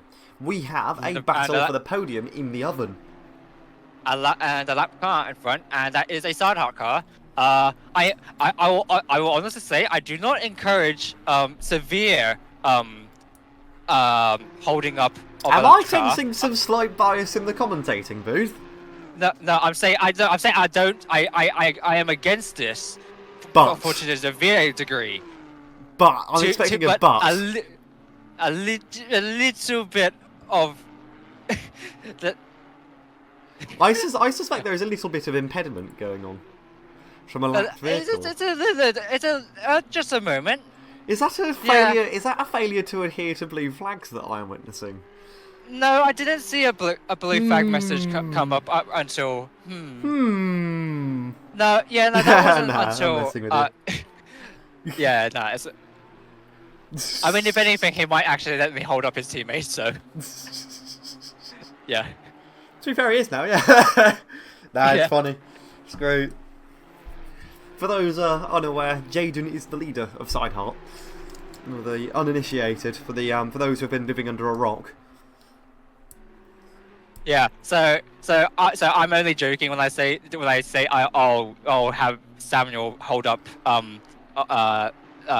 Badmaev, because I mean even then I was like, I do not encourage to like any severe like actual holding up, but a little bit of I'm gonna stay here for a bit and then move over. Yeah. Is yeah. A little bit of mutual also, assistance. yeah, but We've done it. I mean, more importantly, I very much encourage my guys to do clean racing and obey the rules. Yeah. That is the most important thing. Yeah. And So, he largely complied with that because he ended up also holding up Adam a little bit. Yeah. Like The gap it was is not about the to same an agree. At the end Yeah, of the gap, it was not to an aggressive degree. Yeah. Yeah. So Adam Celerak restored with headlights and running at about the same pace as Badmave. So they've got a lap between them now. Let's see what happens. So Giacomini has brought the gap on Elon Wenzel down to 8 seconds. Has Radu Padaska boxed yet? Genuine question, or is he on a longer stint? I don't know. I haven't seen him boxed.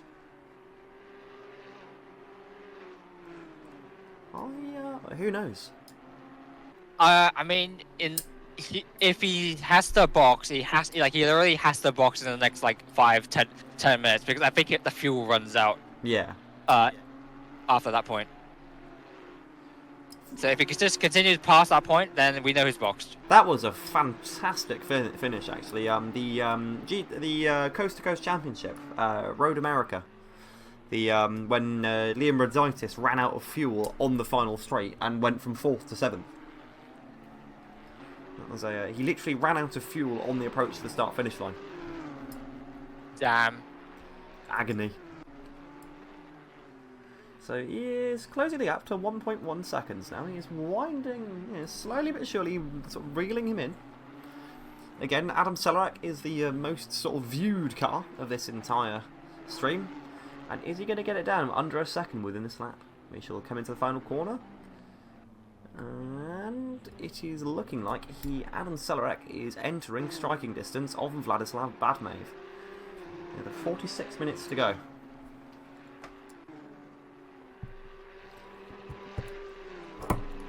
I will say, beyond sort of the first couple of laps, it's going to be a very quiet run for stewards. Yeah, I mean, we have picked up a few things on the stream that that I think we want to have a look at. Yeah. But I mean, otherwise it's like one. been, yeah, but also like no big incidents like last week. Yeah. Nothing egregious. I think a lot of people like. I mean, also the track probably helps a lot to the point that like I've never seen Red Bull Ring breed that much violence. I think I've seen my fair share of races that do get quite chaotic there because you have such so many overtaking opportunities that it can get you can get quite intense there. So I think I wasn't so surprised. Yeah. I think it's funny. I was on board Shepard's there, and he made a little bit of a mistake and lost like 2 seconds. Yeah. So, but I mean, he's so far ahead. It's like yeah. Exactly, you can get away with it. So actually, I think we're going to hop on board with Mr. Sheffers for a lap. So we're going to observe his inputs. Let's see what Mr. Sheffers comes up with. So he's just about to finish a lap. We'll see what that lap looks like. So he's got a little bit squirrely. We shall see. So this is your pole sitter and your present race leader and previous race winner on an absolute demon run.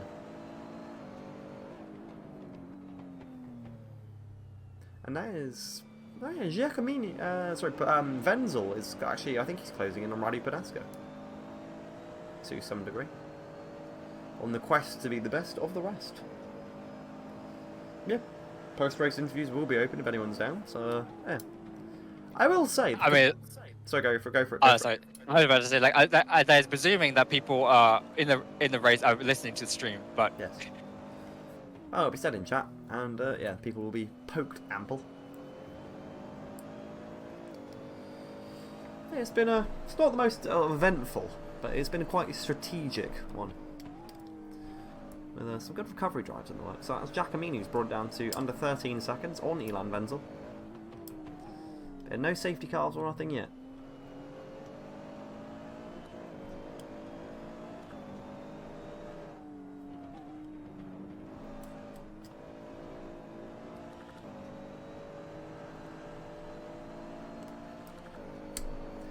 So I will say, Shepherds goes, he probably throws it against the limiter. So this lap's going to be obviously a little bit impeded by the blue flags. But it's nonetheless, it's great. You can see he's just got quite a good insight into his driving style. Yeah, it's good to watch. Yeah, I think I think me and Schliffers both have like a pretty accurate in terms of like our shift timing. Yeah. Like you can hear him like almost hit the limiter. Yeah, on his he's shifts. on the limit. He's just and then he hits. Yeah, He does there's hit a the limit. little. There is a little bit, I think, of like the sound file for like a limiter sound when you're not quite on the limiter. Yeah. So you can have a little bit of that, but yeah,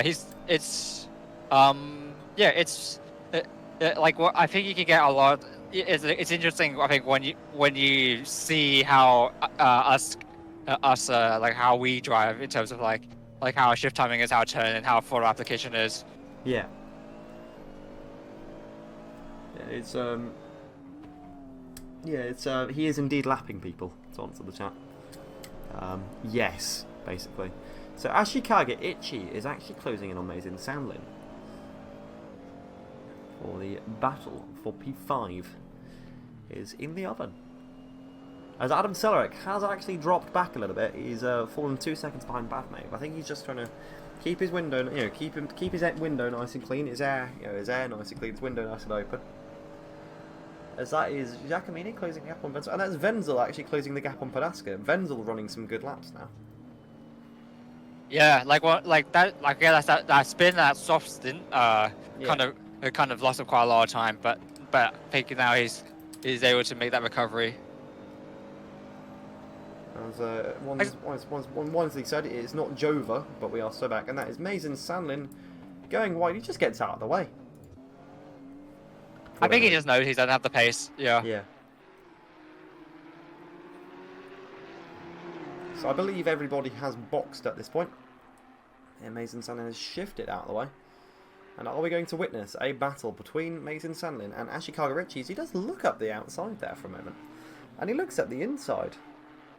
I think he'd say look up the outside, but I think knowing that corner, it's like I've said before, the radius is so tight, but the corner is so wide that if you go out if you do go, like any person that is looking up the outside, quote unquote, is more like braking a bit late and going wide.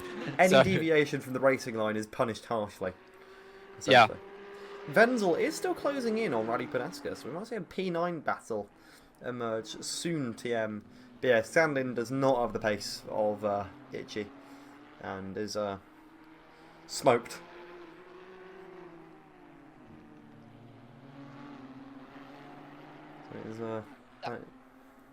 It's really interesting as well. I keep going back to the Adam and Battle of he's dropped battle, or even not even battle really. It's more like a standoff really. Yeah.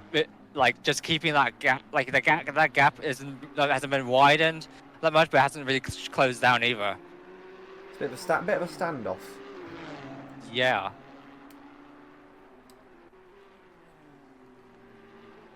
Interesting.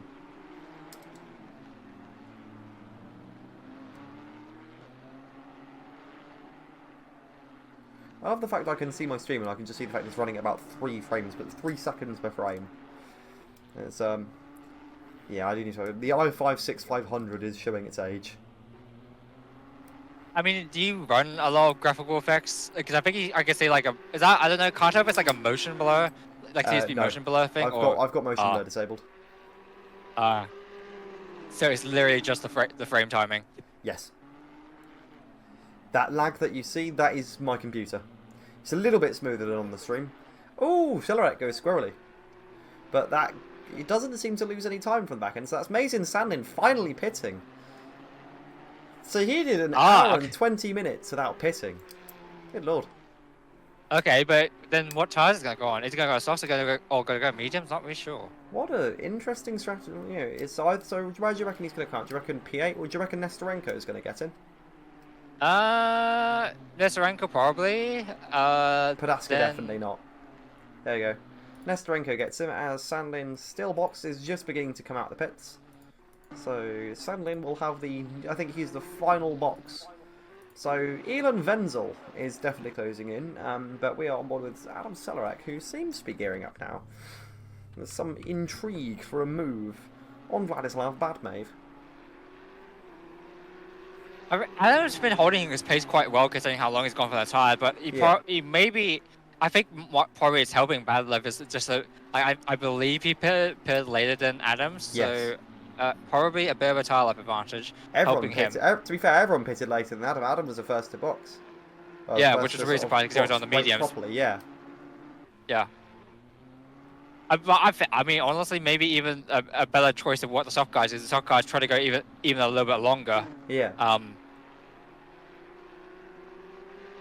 It's one hell of a recovery drive from Celorak, though. He's gone from being smashed out and broken headlights and near on last to a legitimate podium challenge. Yeah, I mean, the lowest he got to was P7 after that spin, so he just slowly worked his way up. Just bided his time and worked methodically. It's bloody good racing.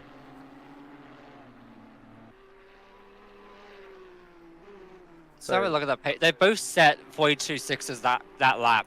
Yeah. But so they're basically like identical. Of course, not identical in every place. Hang on, let's have a look at Elon Wenzel and Rally Panaska, because that's hotting up now. It's hotting up quite substantially.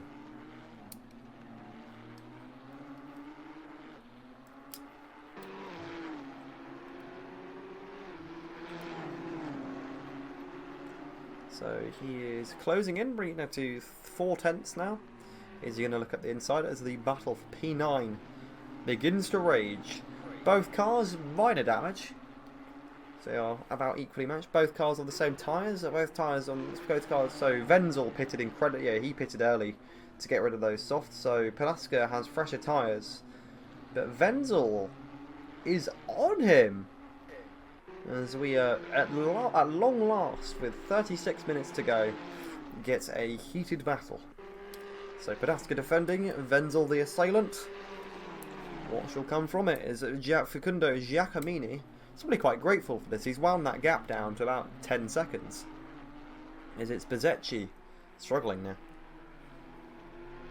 It's going to be interesting between Oh, and that is Wenzel diving down the inside, making it work.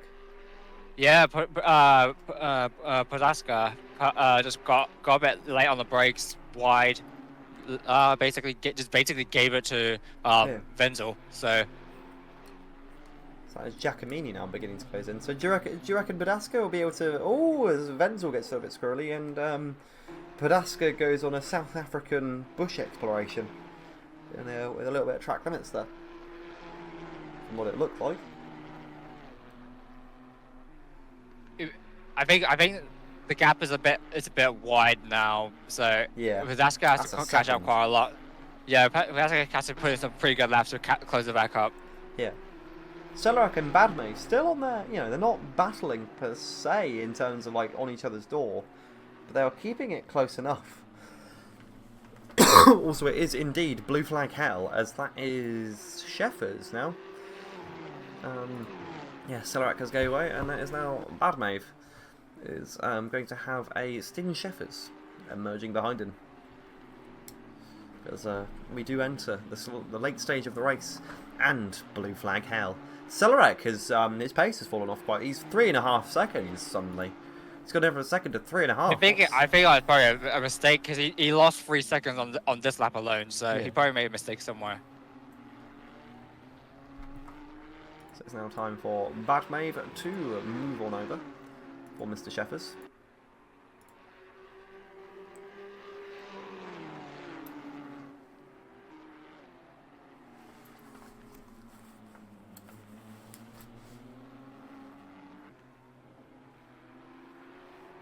And that is a clean pass as Sheffers makes his way past the P3 driver. And Gazor as well is just gone. Gazor's gone. Gazor has been setting like pace that is like only slightly below what Schlepper's able to do. Yeah. But so I do wonder, is it possible? It might, like, if circumstances happen, it might be possible for Schlepper to lap the entire field, but it seems it's a bit, yeah, Gashel is a bit up the road now, so Yeah. I think that's still pretty good effort though from Schlepper's bit lap almost everybody, That but is- one of his own teammates. That is Simon Pietrowski levels of dominance right there. That is the OG Simon levels of dominance. Simon Przowski, that's Simon with two S's. name. Oh yeah. OG Simon, Midnight Club Simon. Yeah, that one. Yeah. Back in the day. That's a throwback for you, Midnight Club. POV 2018 Toge Union. Things are good. Yeah, and it was like a Midnight Club 2 or like something like that, and then yeah, like Midnight Club, the Night Kids, the. Fun fact, AKR challenged Kamikaze to a battle and forgot to attend. As did TWP in its infancy. That's pretty funny. Technically, this is becoming the little bit of the Jaden and Bandit podcast now, but technically, we can say we beat TWP. However, I'm not going to count that because that's not very fair. Also, TWP, please don't battle us. We've quit Toge. We're not particularly ready for that now. Also, we don't even have the manpower these days. We just don't do Toge these days. But I'll say Badmave has put Adam Gappage between himself, but Facundo Giacomini with 3 seconds between himself and Radi Panaska. And closing 2 seconds between himself and Radi Panaska and closing. So that's a good recovery drive.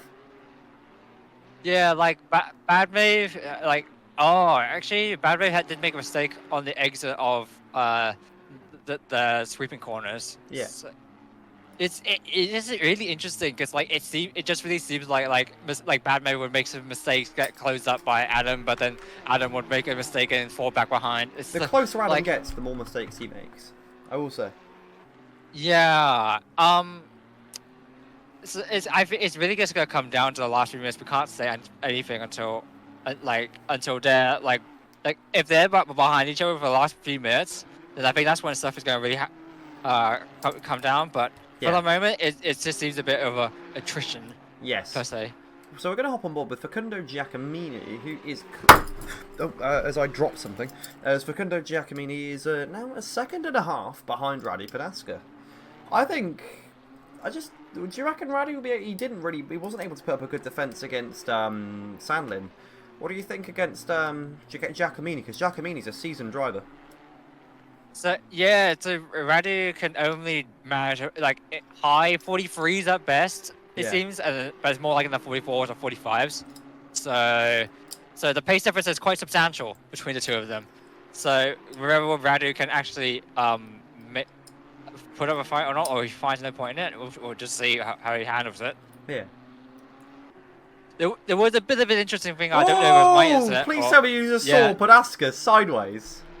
Yeah, so that's gonna really close up. Facundo just says thank you. Yeah, but can he hold it around the outside? That's the question. He's making it work. Yeah, he's got that. Has he got? No, he's got that. Yeah, he's got that. Easy. Like it's a little bit moment where like Facundo had to like just hesitate on the floor just to get the front end, just to make sure the front end didn't wander off the circuit. Yeah. But also like Radu couldn't capitalize on that, and it was a bit too close, so he had to back off the floor before instead of hitting into the rear corner of Facundo. Yes, because that would be a speaking to from the stewards, I think. So it is now Facundo with on a gap closing mission, as we see Sheffers in the background again. But yeah, it's Facundo now on a gap closing mission with 6 seconds between himself and Ilan Wenzel. That is not a lot at all. Like, I mean, it's now 5.5 seconds. If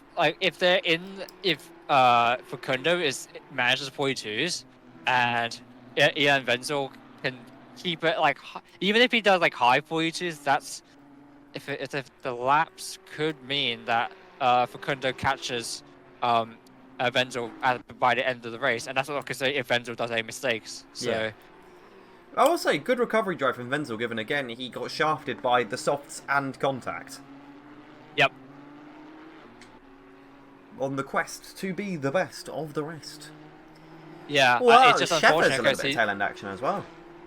ah, Back end step Yeah, down is a it- wee bit there. yeah, it's just unfortunate that like with Wenzel, he is quite a ways away from P2 P8. So Yes. I think at this point, any battle he'll get would be a defensive one. Yes. As Mason Sandlin is running his own race at this point. As the gap has quite nicely dispersed.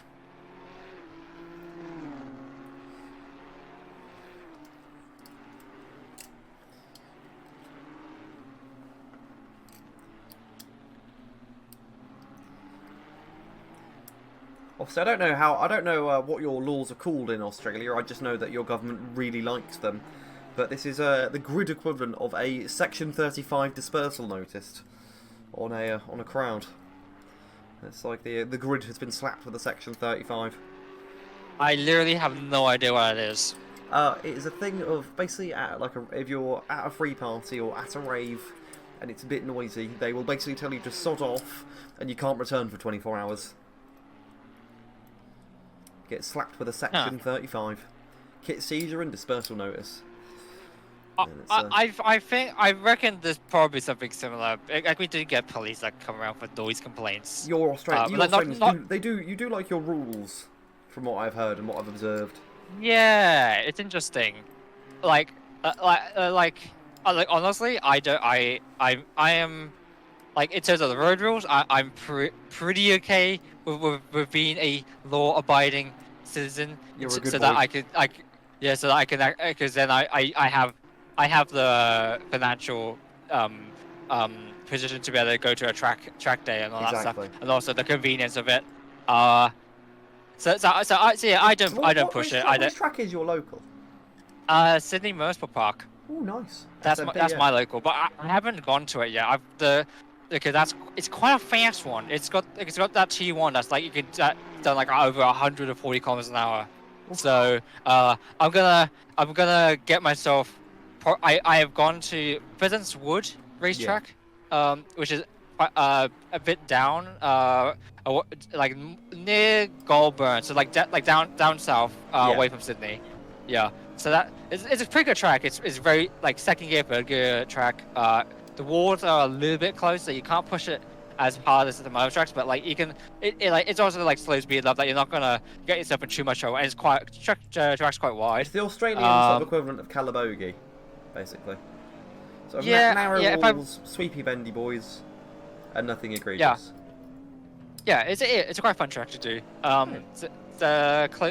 So we have, and then so within Sydney we have Lernham Raceway and Sydney Motorsport Park as our kind of tracks to go to for track days. Yeah. So I might go. I mean, Lernham is also quite similar to Pleasantwood in terms of, like, it's another like slower speed track, but you have some high speed corners and there's also some walls around. Yeah. So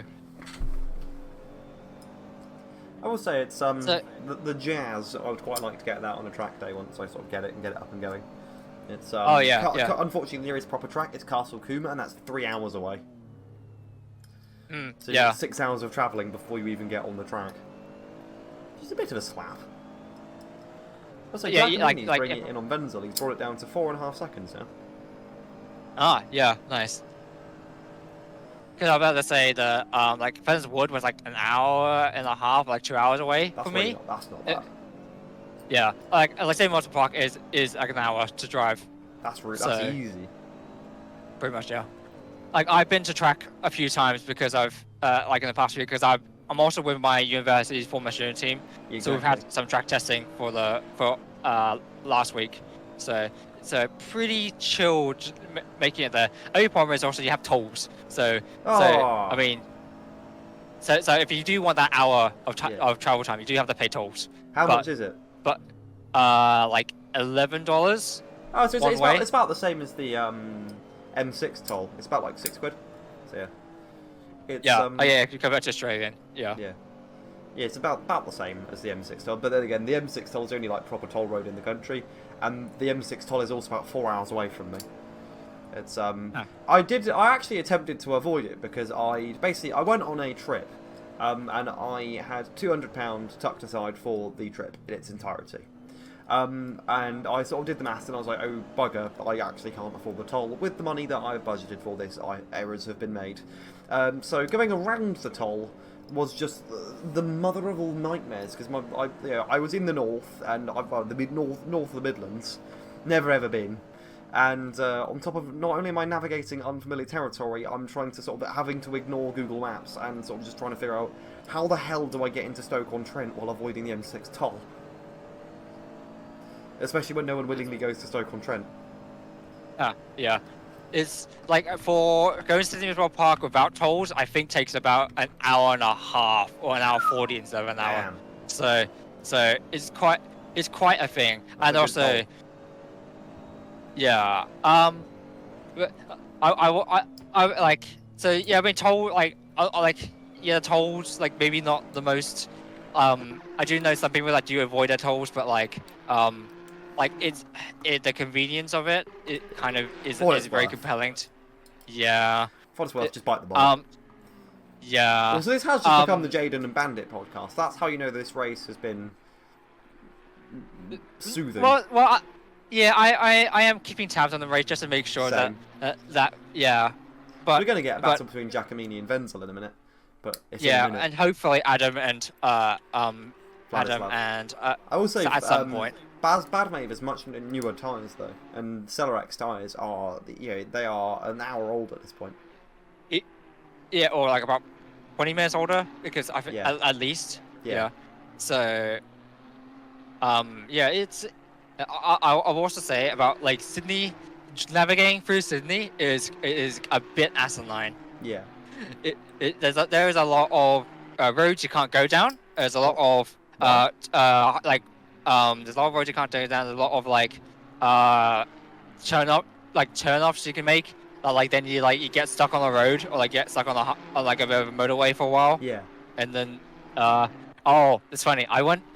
There was a turn-off, and like I may have accidentally made a right and like gone down the bus lane by accident. Oh. So that's fun. I haven't got anything yet.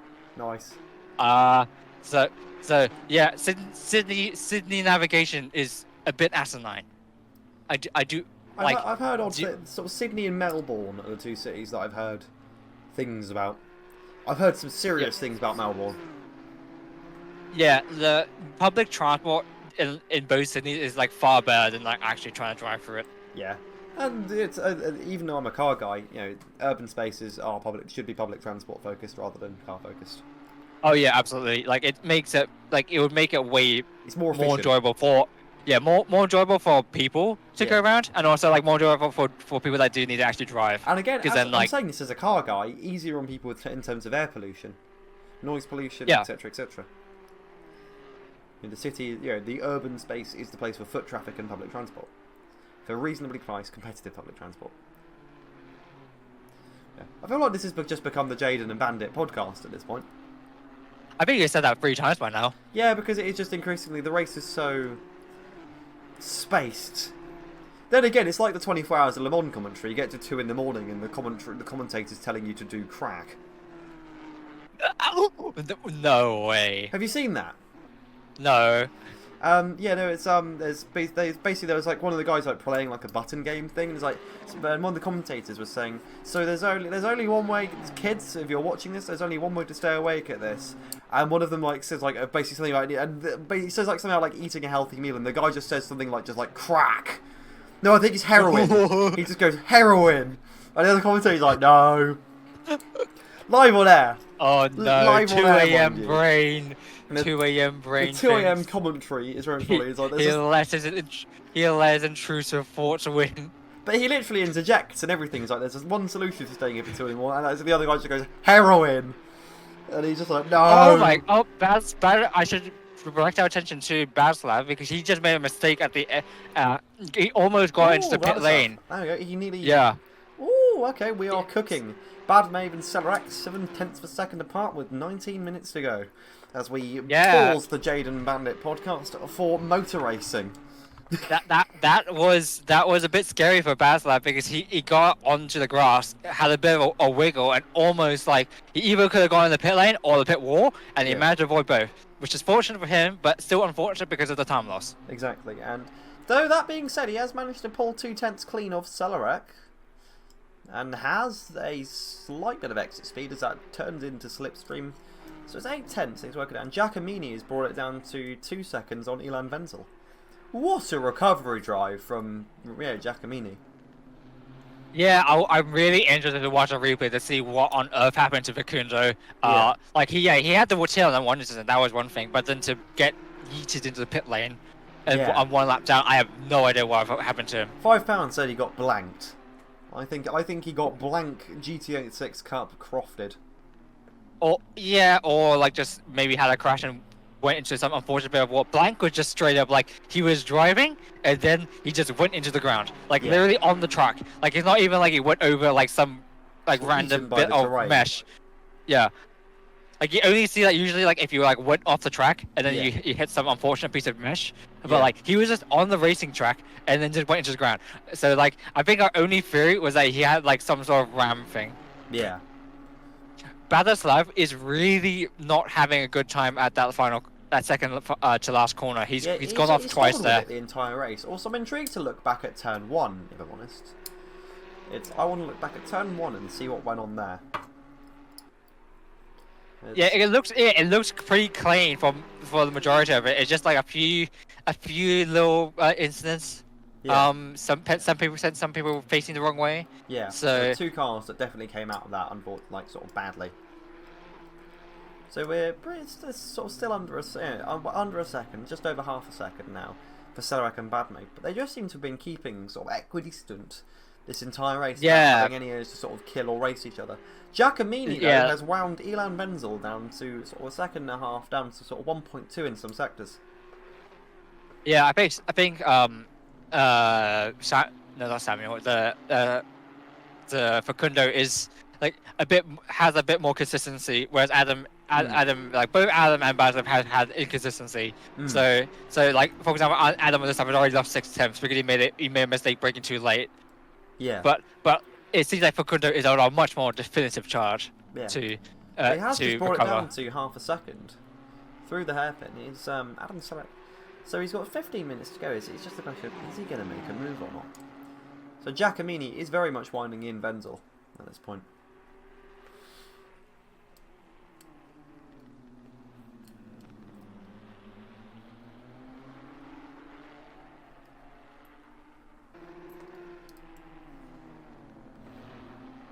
Oh, Vladislav gets it wrong.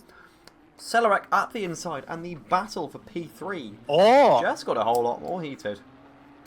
Okay. So they are now in the position that they were actually in, like in the first half of the race. Yeah. And this was the time that Adam gave it up because he didn't want to battle. But I think that obviously Now it's 15 minutes ago. Yeah. That has been a race-long battle between the pair of them. That is fantastic, stellar racing between the pair of them.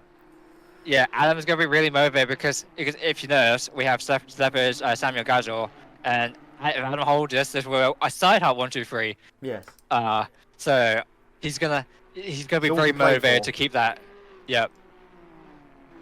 To be fair, there's a bit of he's managed to put a bit of pace in him. He's not opened it up to 7/10 already. So while that gap is opening, let's have a look briefly. Let's just have a quick gander at Facundo Giacomini and Ilan Wenzel. That is Ashikaga Ichi boxes. 15 minutes to go and Ichi is pitted. To be fair, they've got the window for it. Yeah, but I wonder, it could either damage or fuel might have been an issue there. Maybe there was an issue with their fuel strategy, yeah. Yeah. Because that is just, he's out the pits. He's out the pit lane and back on the track, and he's still got a gap between himself and Nestorenko. So maybe he just needed to top up with a little bit of fuel to carry him forth the rest of the race. Yeah. Maybe under a second. If it was smart, he might have not done a fuel stop and just did fuel. So tire stop. He might not change tires, just did fuel top up. So it's... Bezecchi's retired the car and given up. Yeah, that's unfortunate. So we are on board with Facundo Giacomini. Battle for P9. The independent Facundo Giacomini versus Elon Wenzel driving for Kamikaze. That looks like Wenzel's car has taken a decent bit of damage, but Wenzel is defending. So Wenzel is on one of the oldest sets of tyres on the grid, as he boxed early to deal with a absolutely just cataclysmic first stint. So he is now up against, he's now defending for his life with ancient tyres that are well over an hour old, sort of hour and a half old at this point almost. And up against yeah, it would have been. It's been an hour since he hit about an hour 20 mark. Yeah. To get rid of those soft tyres that were chewed up. Yeah. And Facundo's getting in with the headlights, using Steph's Cami 24 tactics, going in for the flash as he flashes back. You know what? Going back to that topic of Kamikaze bingo sheet, I think aggressive headlight flashing is on there. Thankfully, we have passed the era of the fabled Takashiwa moment. I actually don't recall Takashiwa moment. The Coast to Coast Championship. He he was P3. But he was basically a bit like Max Verstappen, but in GT cars. Let me take attention to Wenzel, because he just made a mistake on the hairpin, and now Facundo's got opportunity. And he's gone for it. He's slung it up the inside right to toe. That's an impressive move. Wenzel dive bombs the inside very hard. Holds it. Okay, that's it. Yeah, very aggressive dive, like defense. Basically, like it was still ahead, kind of. So it was defensive. It was a defensive dive bomb. Ooh, too wide. Both of them. Neither of them really. They're both sort of trying to share the racing line as a collective between them. Wenzel just about holds it. Giacomini slings himself up the inside. Wenzel shuts. No, he doesn't shut the door. He holds a very wide line and runs off the track. Yeah, it was a bit late on the braking there. I think because it was anticipating maybe a more aggressive dive bomb. Yeah. And that probably put him out wide off to take a bit of an off track. So it's still Giacomini and Wenzel going hammer and tongs with Badmave. He's still 8/10 of a second behind Celerec, but he's just not making any moves just yet. And in the meanwhile, we have these two less than 3/10 of a second apart, dueling now in excess of a lap. So it's this final sector. This final sector has usually been the defining moment for a battle. Will it be for these two? And also, I would keep the barrel on what's it called, the barrel you're watching right now. I would keep the camera on them. I will actually say Schleppers is within touching distance of lapping Gasol. So I think he very well has been able to lap the whole field. That's quite impressive. That is a Jaden. Well, nearly because looks like Samuel is holding a bit of a gap to Schleppers at the moment, so not quite laps just yet. Yeah. But maybe we'll see that unfold. So it's Giacomini. He's managed to Wenzel's managed to just get a little bit of a gap. He's managed to open up to 4/10, but nope. It's Facundo Giacomini with ample exit speed, keeping it close, keeping it planted. 10 minutes to go. You said it was going to heat up in the final moments of the race, and I think we might just see a battle to the end between these two. As Wenzel holding on ancient tyres, Facundo on substantially fresher tyres, and they just got to make it work. Battle for P9. It's getting heated. Okay, interesting to see the battle for P3. Itchy's back in the mix. Oh. Why? Oh, this time it looks like it has damage. I'm not sure how much though. Well, Nestorenko is going to overtake him. He just did another. I think he just did another slash and dash. He literally like pulled into his first box and then just immediately came out. So like, I think it's. Yeah, he didn't quite fuel up enough on the first pit, like both for the pit stop he first did and also and even on the top up fuel stop he did, the slash and dash. So interesting. Yeah, unfortunately, a little bit of a miscalculation there. And that has ceded the position to Mazin Sandlin, who's actually closing in on Nestorenko. So in the final closing minutes, we may Oh, and that's Padaska off the track. But yeah, it's I think we might just see a little bit of a battle between Sandlin and Itchy. And Facundo is looking up the outside for turn 1, but Wenzel keeps it just ahead enough to cover it off. Just bang. And they are indeed going hammer and tongs, as one would say. To my entire audience of 7 people. This well and truly is the Jalen and Bandit podcast. There'll be a few people that are watching the highlights afterwards. Yeah, So. exactly. That's a great battling thus far. Between the pair of them. Oh, Facundo squirrely on the exit there. Saves it, but nonetheless, squirrely. What's interesting is I've been also looking at his onboard, and like he's like when he's on corner exit, he's like giving like partial throttle and like giving like basically no steering angle. He's literally steering the car with the throttle. Like that's how much you have to balance the car on the limit when you're on power. These are tough. These are surprisingly tough cars to drive. They are easy to sort of pick up, but they are hard to master. They are well and truly difficult vehicles when you're running them at this level. Yeah, the chat is a little bit quiet, but it be like that. It is what it is. Says Wenzel holding on for dear life at this point. 7 minutes to go with the onslaught from Facundo Giacomini. Great battling, and that is Mason Sandlin closing in rapidly. Let's turn our attention to Sandlin Nestorenko with Itchy in the background in a battle for P6. Take in mind that this is Mason Sandlin's first ever GT League. This is the first time he's ever been on a circuit. He's one of the drivers absolutely hell-bent on doing well in this to get into Kamikaze. And he's making sure. He is making sure of it. He is fighting like absolute hell at the moment for P6.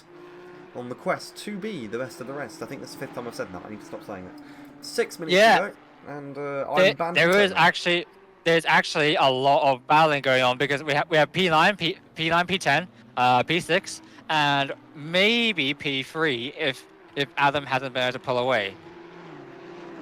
Interesting. Actually, I will say P3 looks pretty safe for Adam because he's quite a bit of a gap now. Yeah, so only a mistake would. Oh, Itchy's closing in on the pair of them. Itchy and Sandlin trade. No, they are going to go at it. Again, I believe this is not their first skirmish between them. It gives Nestorenko a bit of a break, but Itchy wants to get his position back and return that P5.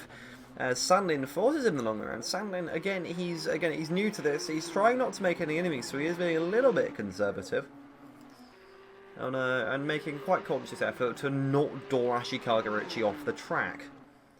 How respectful. Yeah. But he goes up the inside, looks at it. And they stay too wide for a nice bit of two abreast racing here. Two abreast corner to corner, and that sets Sandlin up the inside. They're still too wide. Fantastic racing.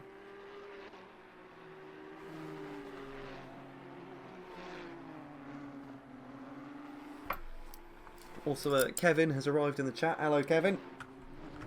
So it's Sandlin down into P8 from his duel with Nestorenko, as with Ashikaga reclaims at least one position. Yeah, he's got one more car to overtake if he wants to get back in the position he was in before having to do 2 splash dashes. He's done it. Oh wow! Fantastic driving from Ashikaga, but that is Mason Sandlin. Still, he's down but not out. Still very much interested in a scrap with Nestorenko for that battle for P7. There's a gap between Facundo and Ilan opens up just a little bit, with potentially Facundo exhausting his tyres, as that opens up quite substantially now. 0.8 of a second mistake from Facundo. Consistency from Ilan. As the sort of dawning moment, the sort of dusk moments of this race are getting pretty interesting.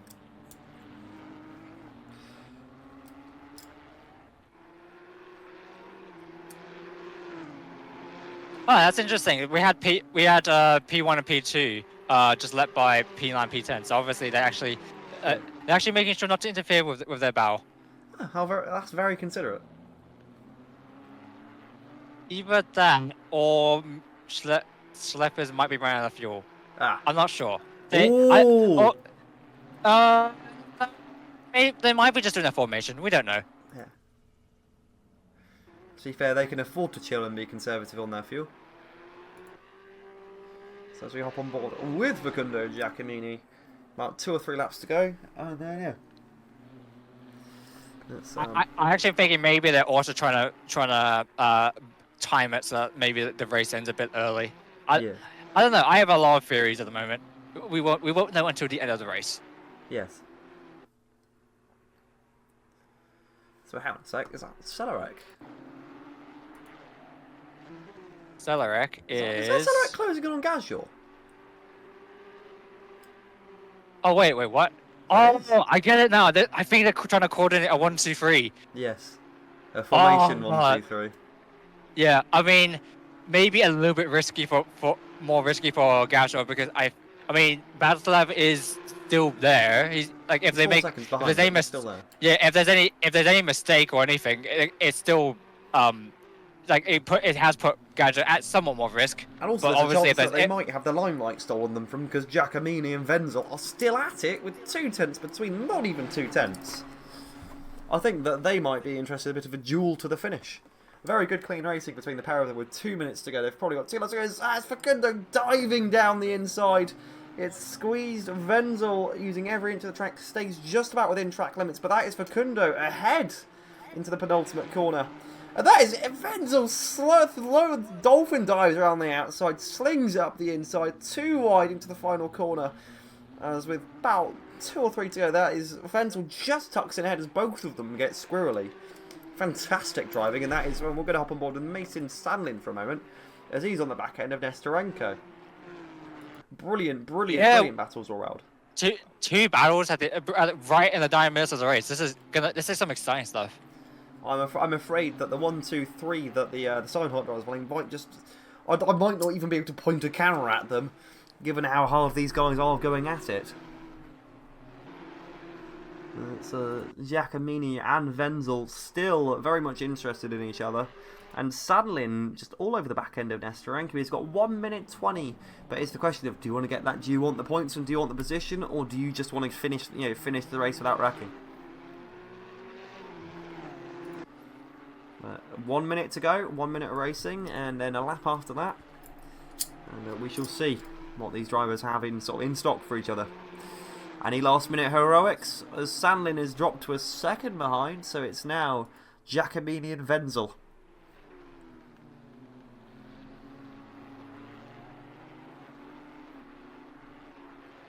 There's a half a second between them, 44 seconds to go. As it is Shepard, Gajor, Celerec, Bartmev, Kozlowski in the top 5.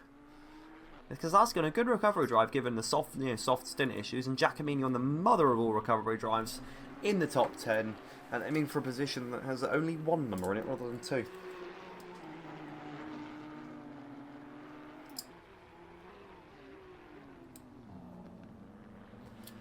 So it looks like we're gonna get one more lap to go. Yeah. At least I think so. Yes. Yes. As that is, Sheffers crosses the line, but 1 to go. Still 1 to go.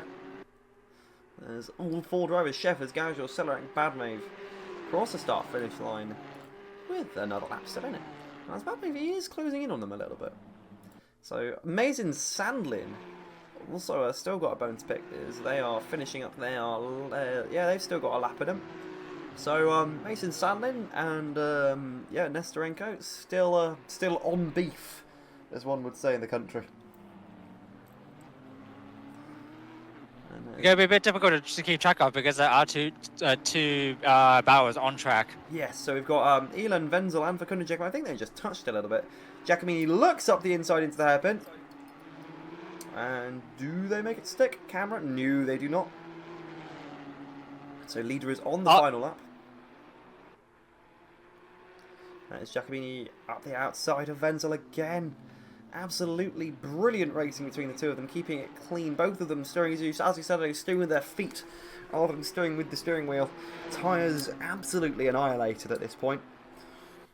As they are not even 2 tenths of a second between them. Giacomini, a couple of corners to go.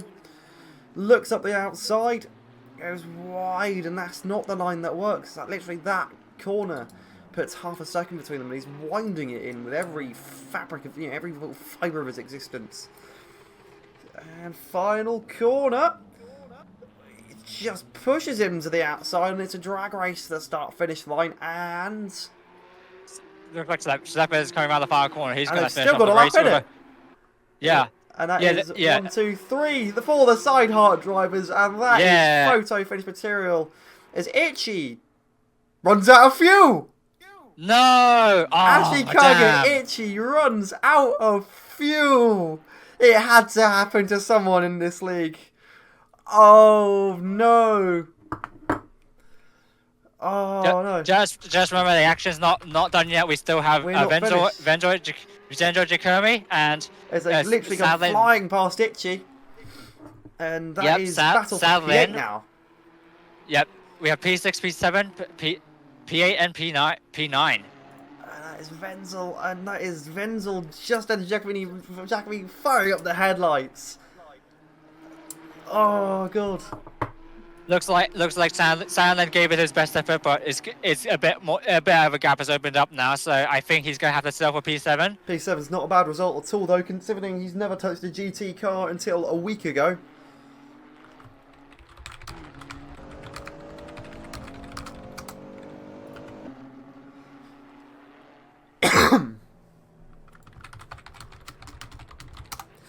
Yeah, and that is, I think Wenzel's just going to hold it.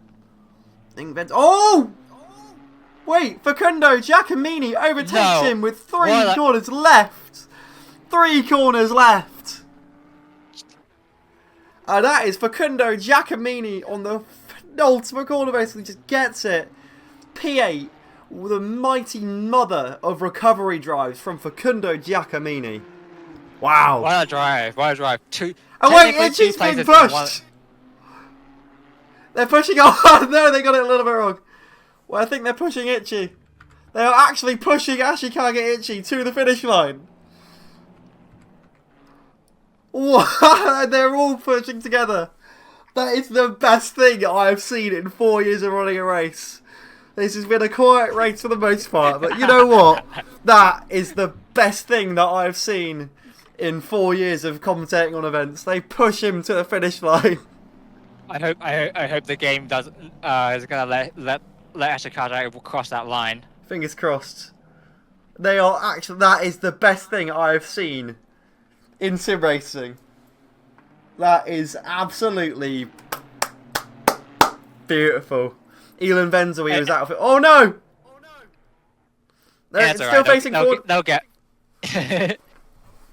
Apparently, Wenzel nearly ran out of fuel, so that's probably why he gave it up. And Facundo had 0.8 litres remaining. So that is... They're just trying to get Itchy across the line. 0.1 litres on the finish line for Wenzel. What an absolutely intense finish. So what was, it was a very strategic, very calculated race rather than sort of being anything overly intense. But they're making sure of it. What a absolutely fantastic finish to a race. Yeah, I'm quite surprised people ran it so close on fuel because I think he'd no one accounted for safety cars. Yeah, and I thought people would also try to get more fuel and because you can't take more fuel than the race distance if you fill up the tank to the more on your first tip. And Ashikaga Itchy finishes the race. Yeah, oh, let's go. That is the best thing that I've ever seen in sim racing. That is absolutely fantastic. What? I am... I don't even have the words. Fair play. That's the coolest thing that I've ever seen. Ashikaga Itchy finishes the race. There we go. Blame the... They actually were literally saying in chat, like, hey, can we push Ashikaga like in cars? You can. So, I think I said it. There you go, that is...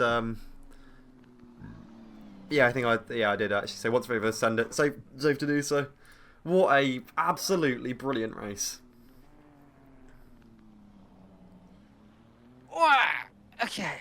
Stretch, Wow. stretch. Yeah, big stretch.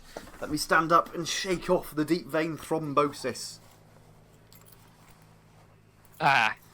Uh, Yeah. See what we mean, but when we have the period of intensity, the period of calm, Yes. and the period of intensity again. That is how racing be. that was some good. I think what happened today was a good day of GT racing. Brilliant.